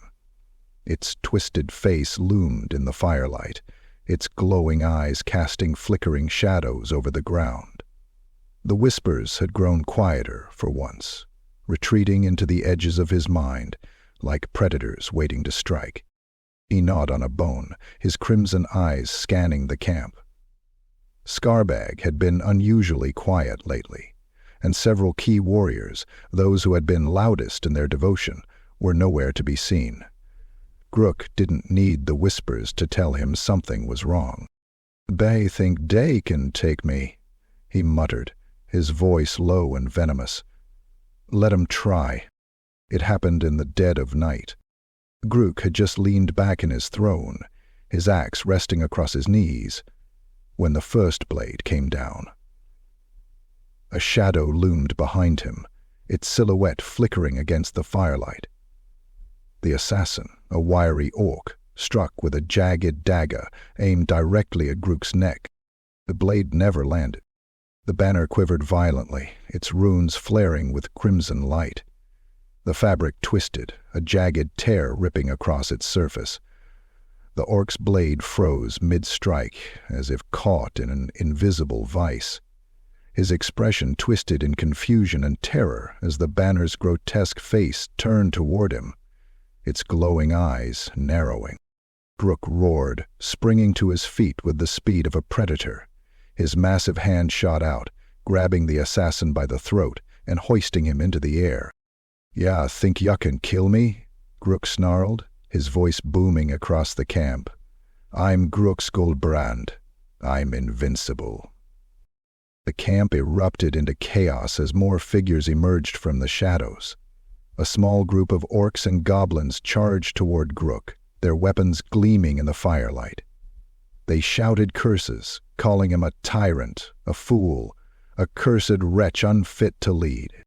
Grukk met them head-on. His axe swung in a deadly arc, cleaving through the first attacker with ease. Blades and arrows aimed for him were absorbed by the banner, which seemed to writhe and scream as it absorbed blow after blow. Another tear appeared across its fabric, ichor spilling from the wound and hissing as it hit the ground. The faces within the banner grew clearer, more distinct. Grukk's crimson eyes widened as he recognized them. The twisted, screaming visages weren't just random. They were his attackers. Each face reflected the agony of its owner, their mouths frozen in silent wails of torment. The sight drove the remaining rebels to panic.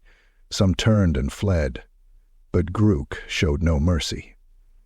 His axe claimed them all, their bodies left crumpled in the dirt as the camp fell silent once more. Silhouetted against the noon sky, his body frozen in the middle of movement, Skullbrand emerged from the shadows, his one eye wide with fear. "Boss, what just happened?" Grukk planted his axe on the ground, turning toward him. "Cowards tried to take what's mine. They thought they could kill me."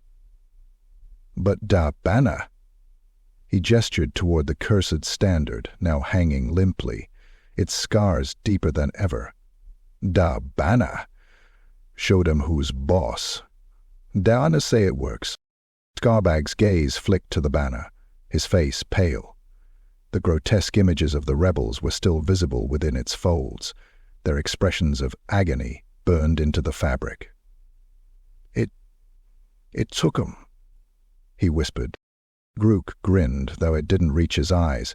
It took what it needed, same as always. The whispers returned, low and mocking. "They will all turn on you. You cannot trust them. Kill them all before they betray you." Grukk shook his head, growling. "Shut it. I don't need you telling me how to run me Waaagh." But as he turned to address the gathered Skullcleavers, he saw the fear in their eyes. Not fear of the assassins, but fear of him. They looked at the banner, at the faces etched into its fabric, and then at Grukk. He felt the weight of their stares, the unspoken question hanging in the air. Was Grukk Skullbrand still their boss, or had the banner claimed him too? That night, as the camp settled into uneasy silence, Grukk sat alone by the fire. The banner stood beside him, its grotesque face sneering in the faint light. "You see now," it hissed. "They will never stop. They hate you. They fear you. And when the time comes, they will all try to kill you." The talk cringed a little, and Grukk didn't respond. He stared into the fire, the echoes of the fight still ringing in his ears. He was invincible, untouchable. But for the first time he wondered what the cost of his power would be, and if he'd already paid too much.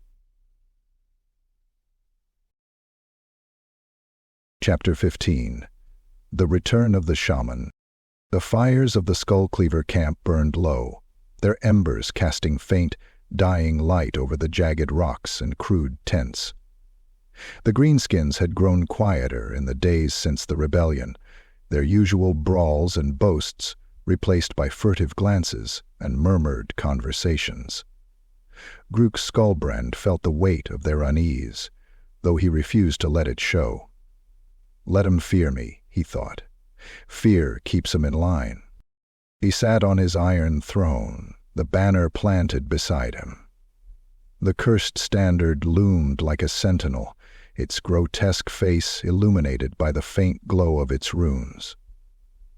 The faces within its folds had grown even more vivid, their mouths moving in silent screams.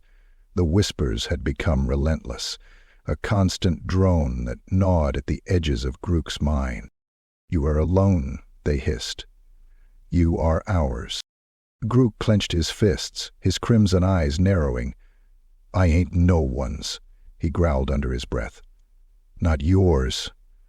Not anyone's." The shaman appeared as if summoned by the words. Grukk noticed her first as a faint silhouette at the edge of the camp, her hunched form barely visible in the gloom. She stepped into the firelight slowly, her staff of clinking bones tapping against the ground with each step. The greenskins closest to her recoiled, their muttering falling silent as she passed. Grukk's grip tightened on his axe. "You again," he snarled. "Didn't I tell you last time to stay out of my camp?" The shaman stopped a few paces from his throne, her masked face tilting slightly as she regarded him. "And yet, here I am," she rasped, her voice dry and calm. "Because your time grows short, Grukk Skullbrand." Grukk laughed, a low, guttural sound that echoed through the camp. "Short? Ha! I'm da boss, da biggest, da strongest. Ain't no one gonna take me down." The shaman's masked face turned toward the banner, and her voice dropped to a solemn whisper. "Not even the strongest can escape the curse of the banner." Grukk's laughter cut off abruptly, his crimson eyes narrowing. "What do you know about it, shaman? Speak plain, or I'll bash your skull in." The shaman stepped closer, her staff tapping softly against the ground. "The banner is not of this world. It was forged in the fires of chaos, a gift to a long-dead warlord who sought immortality. He was promised power, invincibility, and eternal life. But, like all gifts from the ruinous powers, it came at a price. Amitya, oldest daughter." Grukk leaned forward, his interest piqued despite himself. "What price?" "No, the warlord's soul," the shaman said simply. Grukk growled, his grip tightening on the haft of his axe. "You're lying. I've been fighting for years, and I'm still here." "Poor now," the shaman said, her voice calm but unwavering. "The banner does not act quickly. It takes its time, savoring the souls it consumes. But its hunger is endless. And when it has had its fill of you, you will become one of them." She gestured toward the banner, where the faces twisted and writhed in the dim light. Grukk rose to his feet, towering over her. "Enough talk. If it's so bad, what's your solution, eh?" The shaman tilted her head slightly. "Destroy it." The camp fell silent. Even the usual background murmurs of the greenskins faded as every eye turned toward the shaman. "Destroy it," Grukk repeated, his voice dripping with incredulity. "And what happens to me if I do?" The shaman's silence was answer enough. Grukk snarled, his tusks glinting in the firelight. "I knew it. You're just trying to get rid of me. Ain't no boss without his banner." "There is no Grukk Skullbrand without the banner," the shaman said softly. "You and it are bound. To destroy it is to destroy yourself. But in doing so, you would free those it has taken and deny it the power to consume anyone else." Grukk stepped closer, his crimson eyes blazing. "You think I'd just roll over and die, give up everything I've built? You must think I'm as soft as a humie." The shaman didn't flinch. "You have a choice, Grukk. Continue down this path and you will lose yourself, or end it now and die on your own terms." "Stride." Grukk stared at her for a long moment, his mind racing. Finally he laughed, a bitter, hollow sound. "Choices, eh? That's rich. I don't need choices. I'm da boss, and I'll stay da boss. Now get out of my camp." The shaman inclined her head slightly, then turned and disappeared into the shadows as silently as she had come. As the night deepened, Grukk sat alone by the fire, the banner standing beside him. The whispers were louder than ever, their words cutting deep into his thoughts. "Silence her. She lies. But Grukk didn't move. He stared into the fire, the shaman's words replaying in his mind. For the first time, doubt gnawed at him, a shadow darker than any he had faced. Steadfast in purpose, Nash faced his mother, and the banner loomed, its grotesque face grinning, as if it knew the decision he would make. Chapter 16. Chaos Beckons. The sky over the Skullcleaver camp churned with unnatural colors, swirling hues of purple, crimson, and black that bled into one another like an open wound in the heavens. The greenskins milled about uneasily, their usual raucous bickering replaced by nervous whispers and furtive glances toward the horizon. Even the trolls seemed restless, their lumbering forms swaying as they sniffed the air, like animals sensing a storm. Grukk Skullbrand stood at the edge of the camp, his massive frame outlined against the shifting, unnatural light. His crimson eyes scanned the horizon, where a thin, black mist slithered toward the camp like a living thing. He gripped his axe tightly, the weight of the cursed banner at his side, more oppressive than ever. Its grotesque face sneered in the dim light, its runes pulsing faintly, like a dying heartbeat. The whispers had changed. They were no longer the faint, insidious hisses he had grown used to. Now they were voices, louder, clearer, more commanding. "They come for you," they intoned. "You are worthy." Grukk spat on the ground, his tusks glinting as he growled. "What now? Morgets think that take what's mine?" The black mist reached the edge of the camp, and from its depths emerged figures cloaked in shadow. Their forms were twisted and indistinct, their armor covered in jagged sigils that glowed faintly with the unholy light of chaos. At their center was a towering figure, its form humanoid yet grotesque, its every movement accompanied by a faint shimmer of reality bending around it.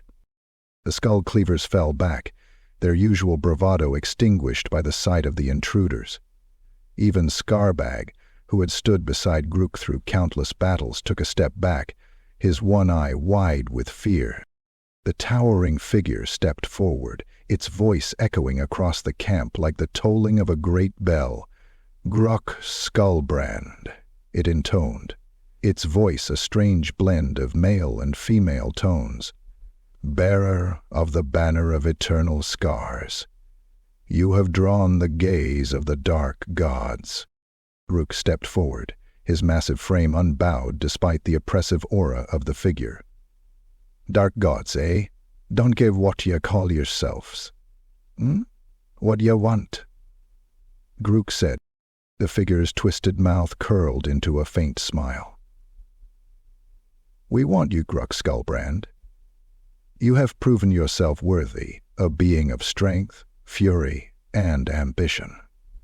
The banner was a test, and you have surpassed all expectations. The gods offer you a choice."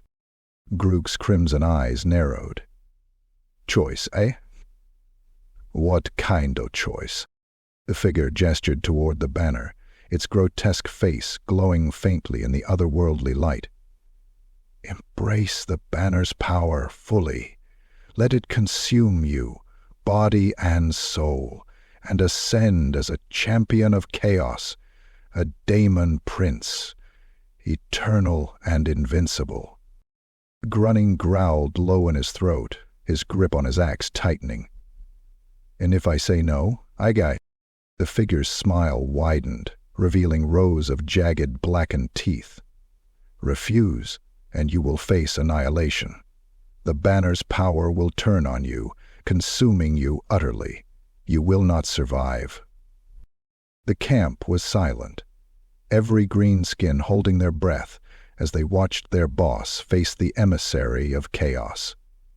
The whispers in Grukk's mind rose to a deafening crescendo.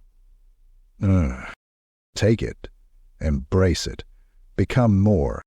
Grukk glanced at the banner, its grotesque face staring back at him with a knowing sneer. He turned back to the towering figure, his crimson eyes blazing. "I ain't no one's pawn," he snarled. "Not yours, not de Banner's, not no one's. I'm Grukk Skullbrand, boss of dey Skullcleavers, and I ain't givin' that up for no fancy daemon crown." The figure tilted its head slightly, its smile unchanging. "You would refuse eternity? Power beyond imagining?" Grukk stepped forward, raising his axe. "I'd rather die fighting than bowing."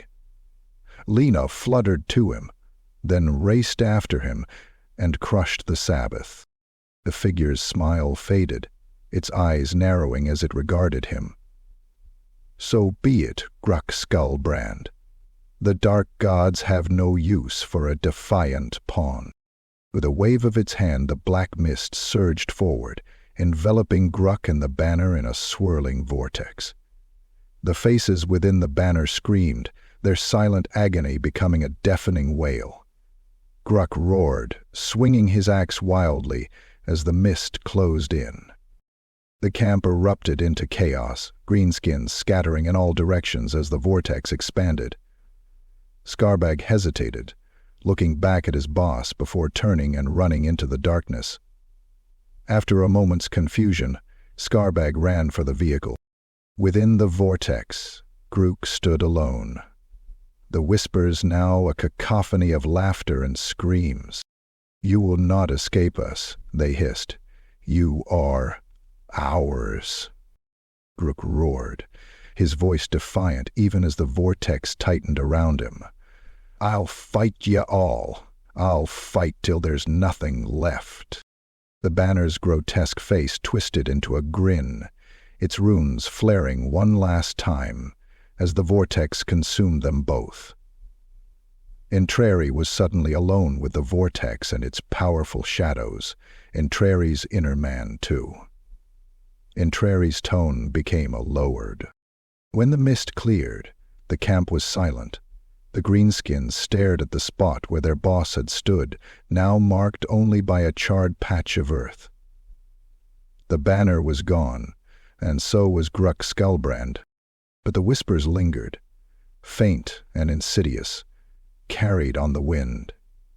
And deep within the chaos wastes, the dark gods watched and waited, their plans unfolding in the endless shadow of eternity. Chapter 17. The Last Walk. The Skullcleaver camp had never been more alive, yet the energy coursing through the horde was not one of triumph, it was desperation. Fires blazed in crude iron pits, casting flickering light over greenskin warriors, sharpening weapons, arguing over spoils, or bellowing chants to prepare for battle. The camp was a roiling sea of fury, and at its center stood Grukk Skullbrand. Grukk loomed over his mob, his crimson eyes blazing like twin infernos. His iron armor was battered and blackened, his massive axe chipped and stained with the blood of countless foes. The cursed banner stood beside him, its grotesque face glaring down at the horde. The fabric was now more scar than cloth, its runes flaring intermittently, as if struggling to hold themselves together. The faces within the banner's folds screamed silently, their agony etched into its fabric for eternity. Grukk slammed his axe into the ground, silencing the greenskins. The mob roared in response, but there was an edge of uncertainty in their cries.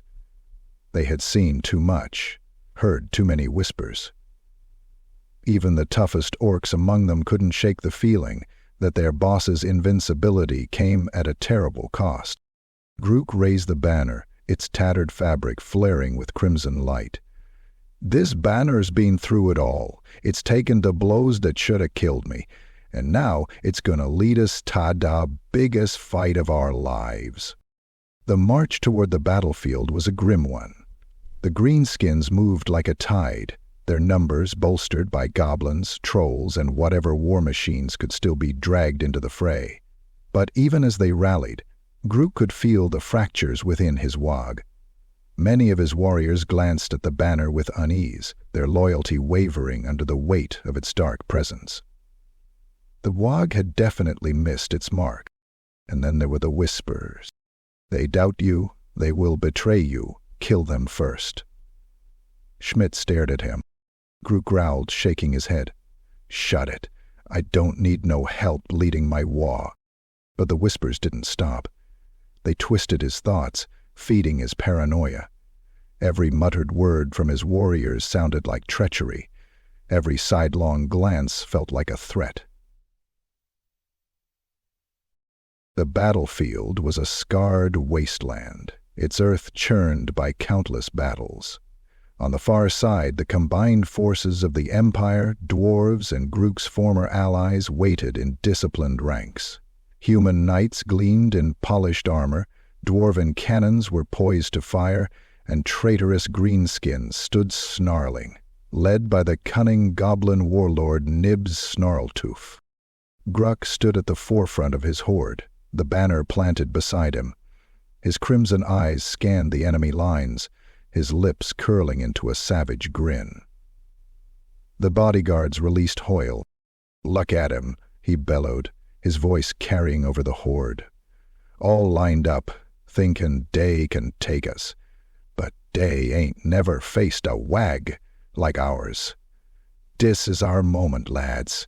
Dis is where we crush 'em all and take what's ours. The Skullcleavers roared, though their cries were tinged with fear. Grukk didn't care. Fear was a weapon, and he would use it to drive them forward. Denton scowled at the blades of light chasing the demons from their path.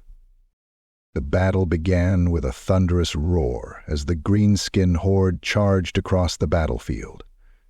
Arrows and cannonballs tore through their ranks, but the Skullcleavers pressed on, their war cries drowning out the screams of the dying. Grukk was at the forefront, his axe cleaving through human knights and dwarven warriors with brutal efficiency. The banner trailed behind him, its runes blazing with unholy light. Every strike that should have felled Grukk was absorbed by the cursed standard, which shuddered and twisted with each blow. New scars tore through its fabric, and the faces within its folds contorted in fresh agony. As the battle raged on, Grukk's crimson eyes locked on to Nibs Snarltooth.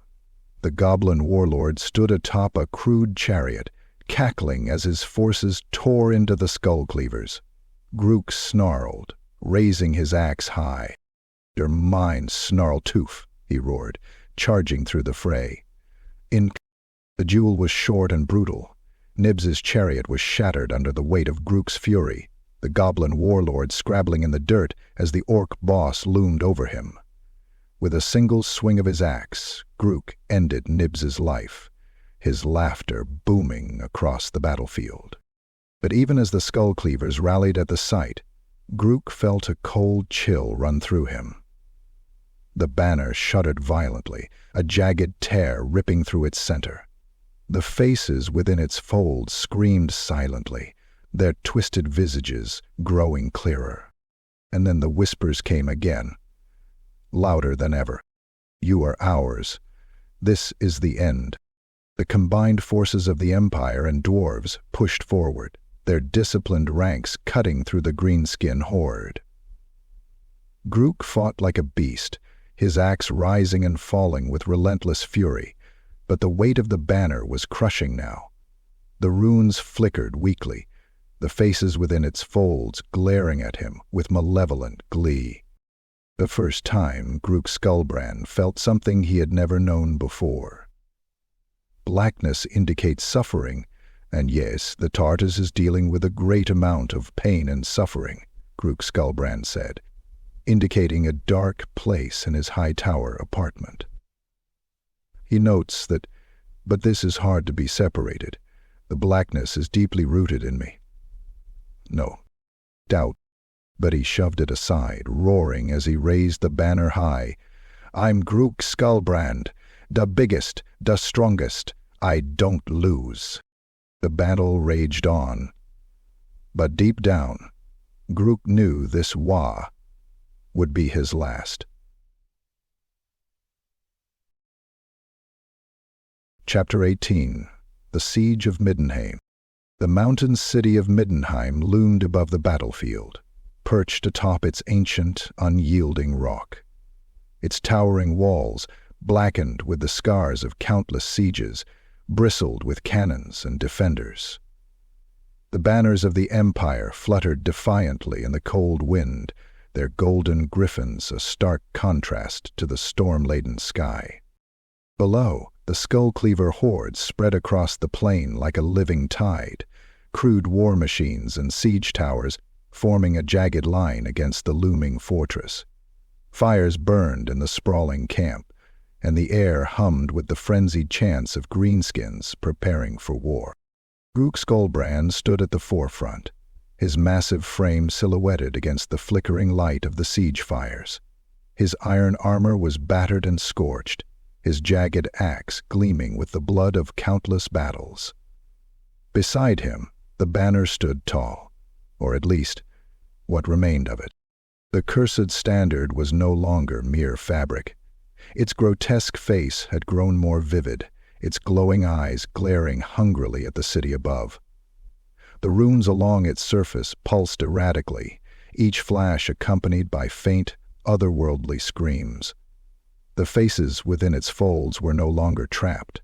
They writhed, their mouths opening and closing in silent agony, as if crying out for release. Inside the present coils of spring, most of the broken parts were missing. Grukk scowled, gripping his axe tightly. The banner had changed again. It moved now, its tattered edges curling and uncurling like the limbs of some grotesque living thing. The whispers in his mind had grown louder, more insistent. "Feed us," they hissed. "Give us blood, give us death." The first assault began at dawn. The greenskins surged forward, a chaotic tide of howling orcs, goblins, and trolls.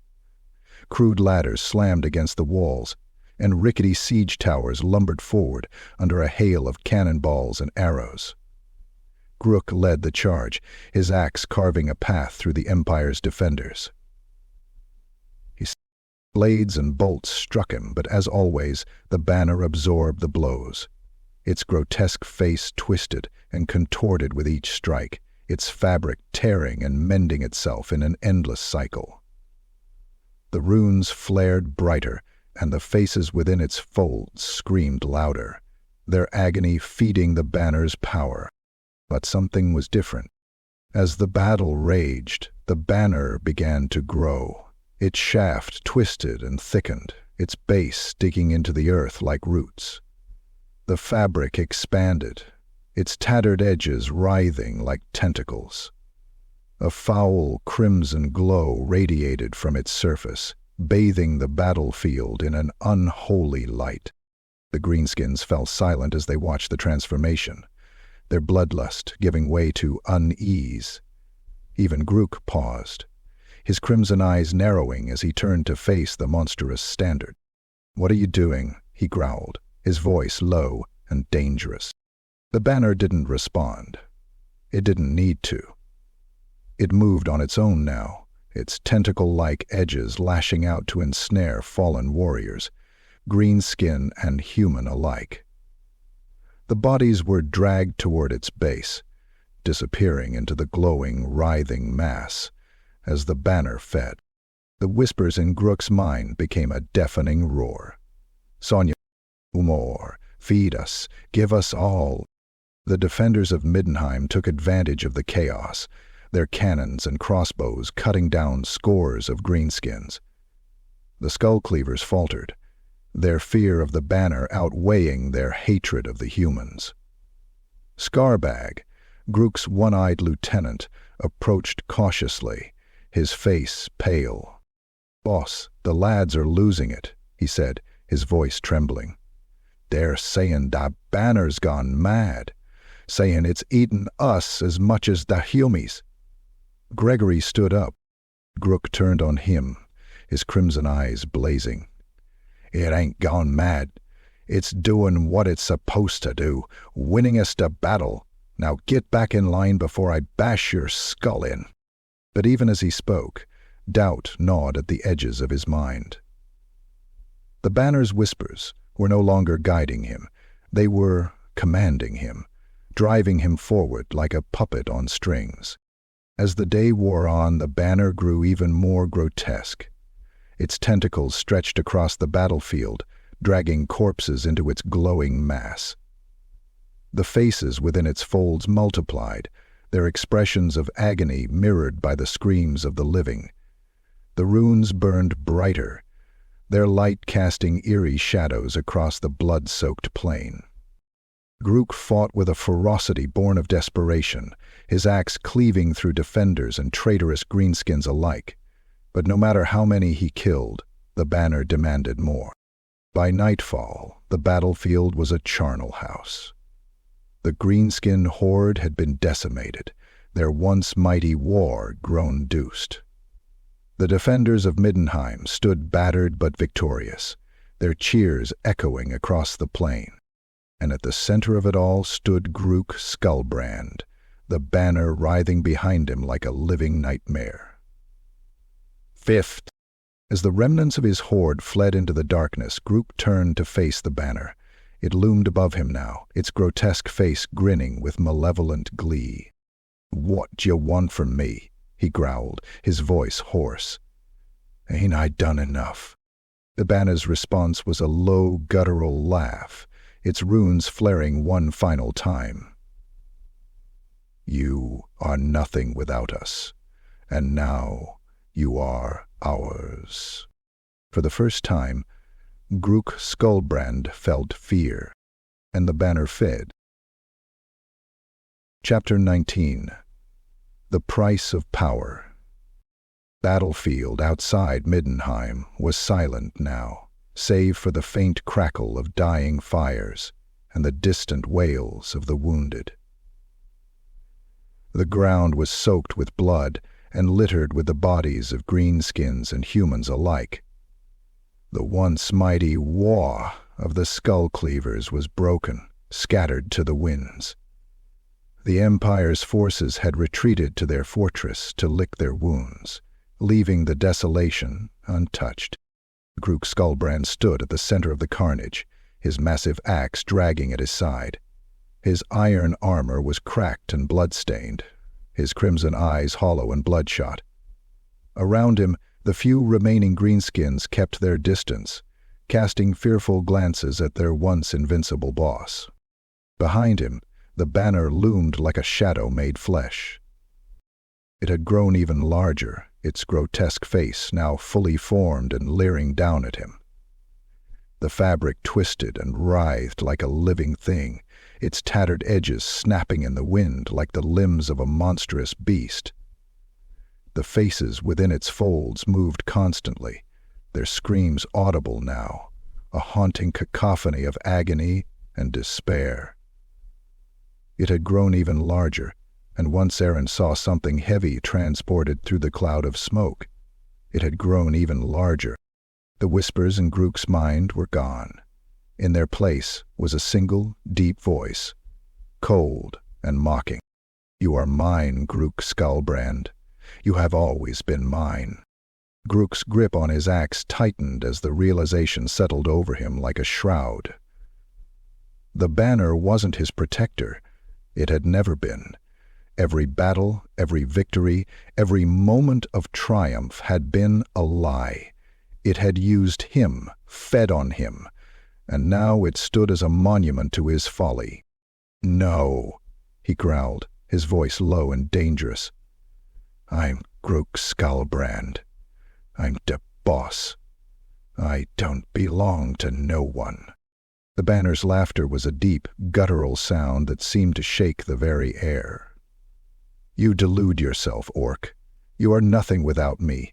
You are nothing but my pawn." Grukk turned, his crimson eyes blazing as he faced the banner. "Pawn? Am I?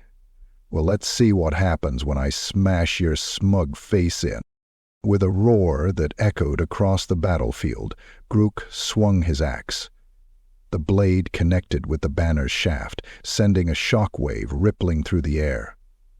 The runes flared brightly, and the faces within the banners screamed as the fabric twisted and recoiled. For a moment, it seemed as though the banner would fall, better feeling worse over time. It moved out of the room and toward the dresser. She still found something she referred to as the treasure. Ian? Really? It moved away, and Gara laughed. Yeah, I really do. He spoke softly to her. The banner tore itself free from the ground, its roots pulling up chunks of earth as it rose into the air.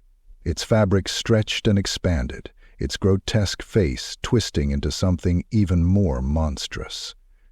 Tentacles of dark energy lashed out from its edges, cracking the ground and sending greenskins scattering in terror. "You dare defy me," the banner roared, its voice no longer a whisper but a thunderous boom.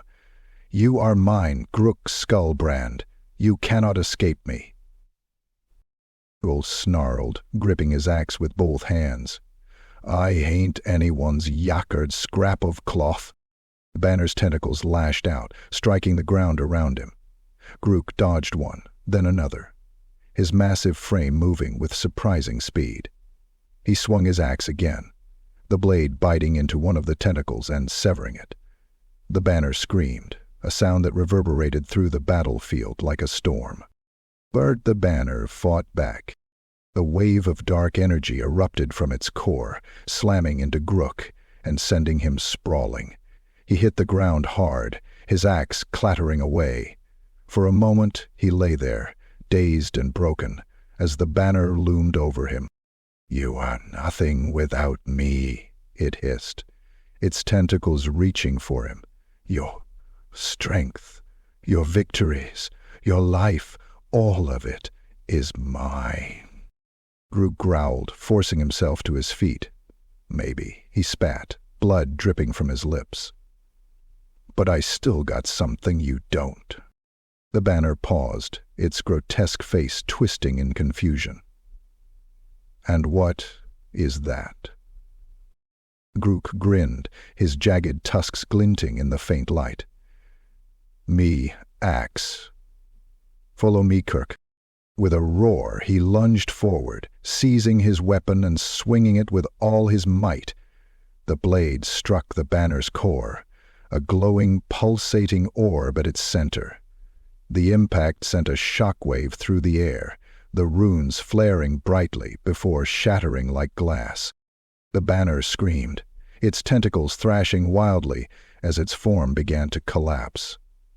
The faces within its folds howled, their agony reaching a fevered pitch before fading into silence.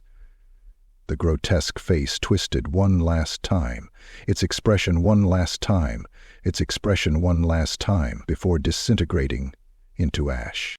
When the light faded, Grukk stood alone, his axe buried in the ground where the banner had once stood. The battlefield was silent. The oppressive weight of the banner's presence lifted. Grukk stumbled back, his crimson eyes staring at the shattered remains of the cursed standard. He felt a strange emptiness, as though a part of him had been torn away. But for the first time in years, the voices were gone. "Mordecai. I'm free," he muttered, his voice barely audible. "I'm free."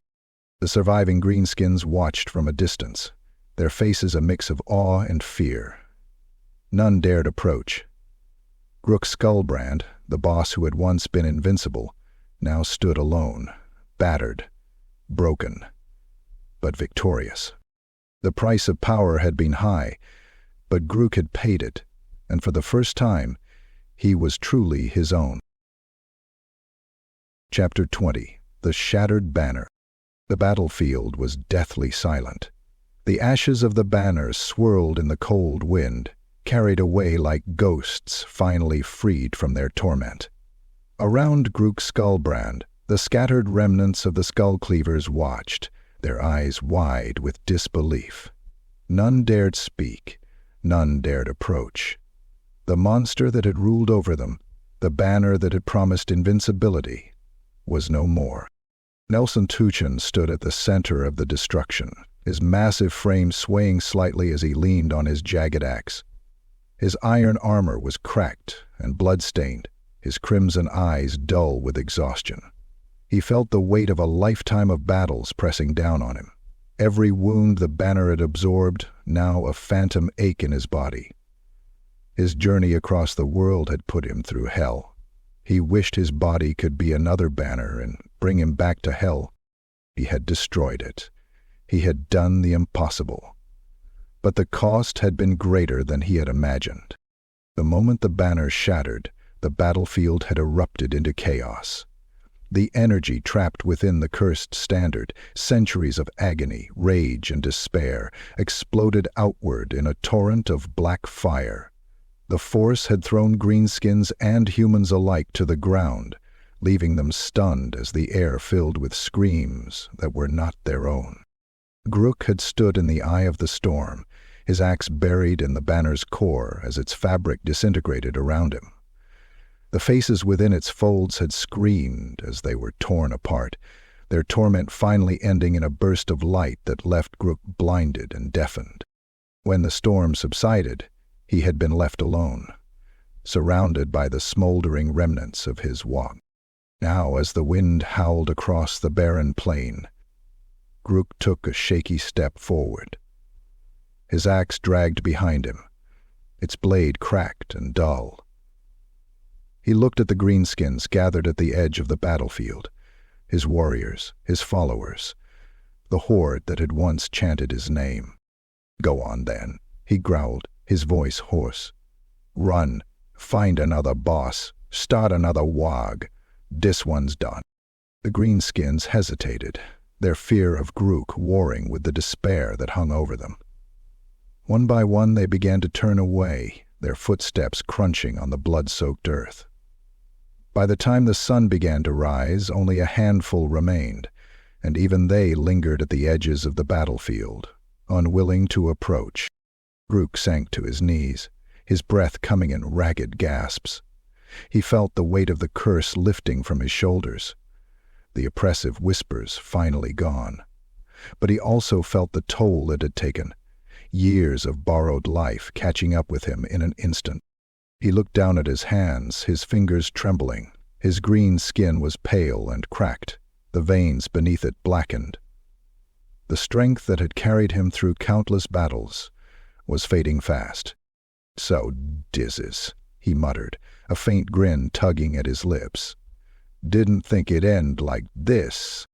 The sound of clinking metal drew his attention. A squad of Empire soldiers approached cautiously, their battered armor glinting in the pale light. At their head was a knight, his sword drawn but lowered, his expression one of wary respect. "Grukk Skullbrand," the knight said, his voice steady. "You fought well today, but this is the end." Grukk chuckled, the sound dry and rasping. "Ain't it always?" He pushed himself to his feet, gripping his axe tightly. His crimson eyes burned one last time as he stared down the humans. "Come on, then. Let's finish it." He looked round the surrounding band, then up at them, his gray eyes full of alarm. "Are you all right?" "We're fine," Thorn sighed. "Yeah." The knight nodded, raising his sword. The soldiers advanced, their movements slow and deliberate, as if they knew they were facing something more than just an orc. Grukk roared, charging forward with the last of his strength. His axe rose and fell, cleaving through shields and armor, his laughter echoing across the battlefield. But his movements were slower now, his swings weaker. The soldiers pressed in, their blades finding their marks. When the dust settled, Grukk Skullbrand lay on his back, staring up at the reddening sky. His chest heaved, with shallow breaths, his axe lying broken beside him. The soldiers stood around him, their weapons lowered, their expressions solemn. Grukk's crimson eyes flickered as he looked at the sky, his vision fading. "Told you, I'm the boss," he muttered, his voice barely a whisper. Then the ceiling collapsed, and Serenity breathed a sigh of relief. And he was gone. He couldn't remember. The Skullcleavers dissolved in the days that followed, their numbers scattered across the Badlands. The banner was no more, its curse broken, its power extinguished, but the legend of Grukk Skullbrand lived on. Humans spoke of the orc boss who had destroyed the banner of eternal scars, breaking its centuries-old curse. The greenskins whispered of the Waaagh that had nearly conquered Middenheim, led by a boss who had defied even the dark gods. And in the darkest corners of the world, where chaos still lurked, the remnants of the banner's power stirred faintly, waiting for another fool to claim its curse. Grukk Skullbrand was gone, but his story was far from over. His name would echo through the ages, a warning to all who sought power without understanding its price. There,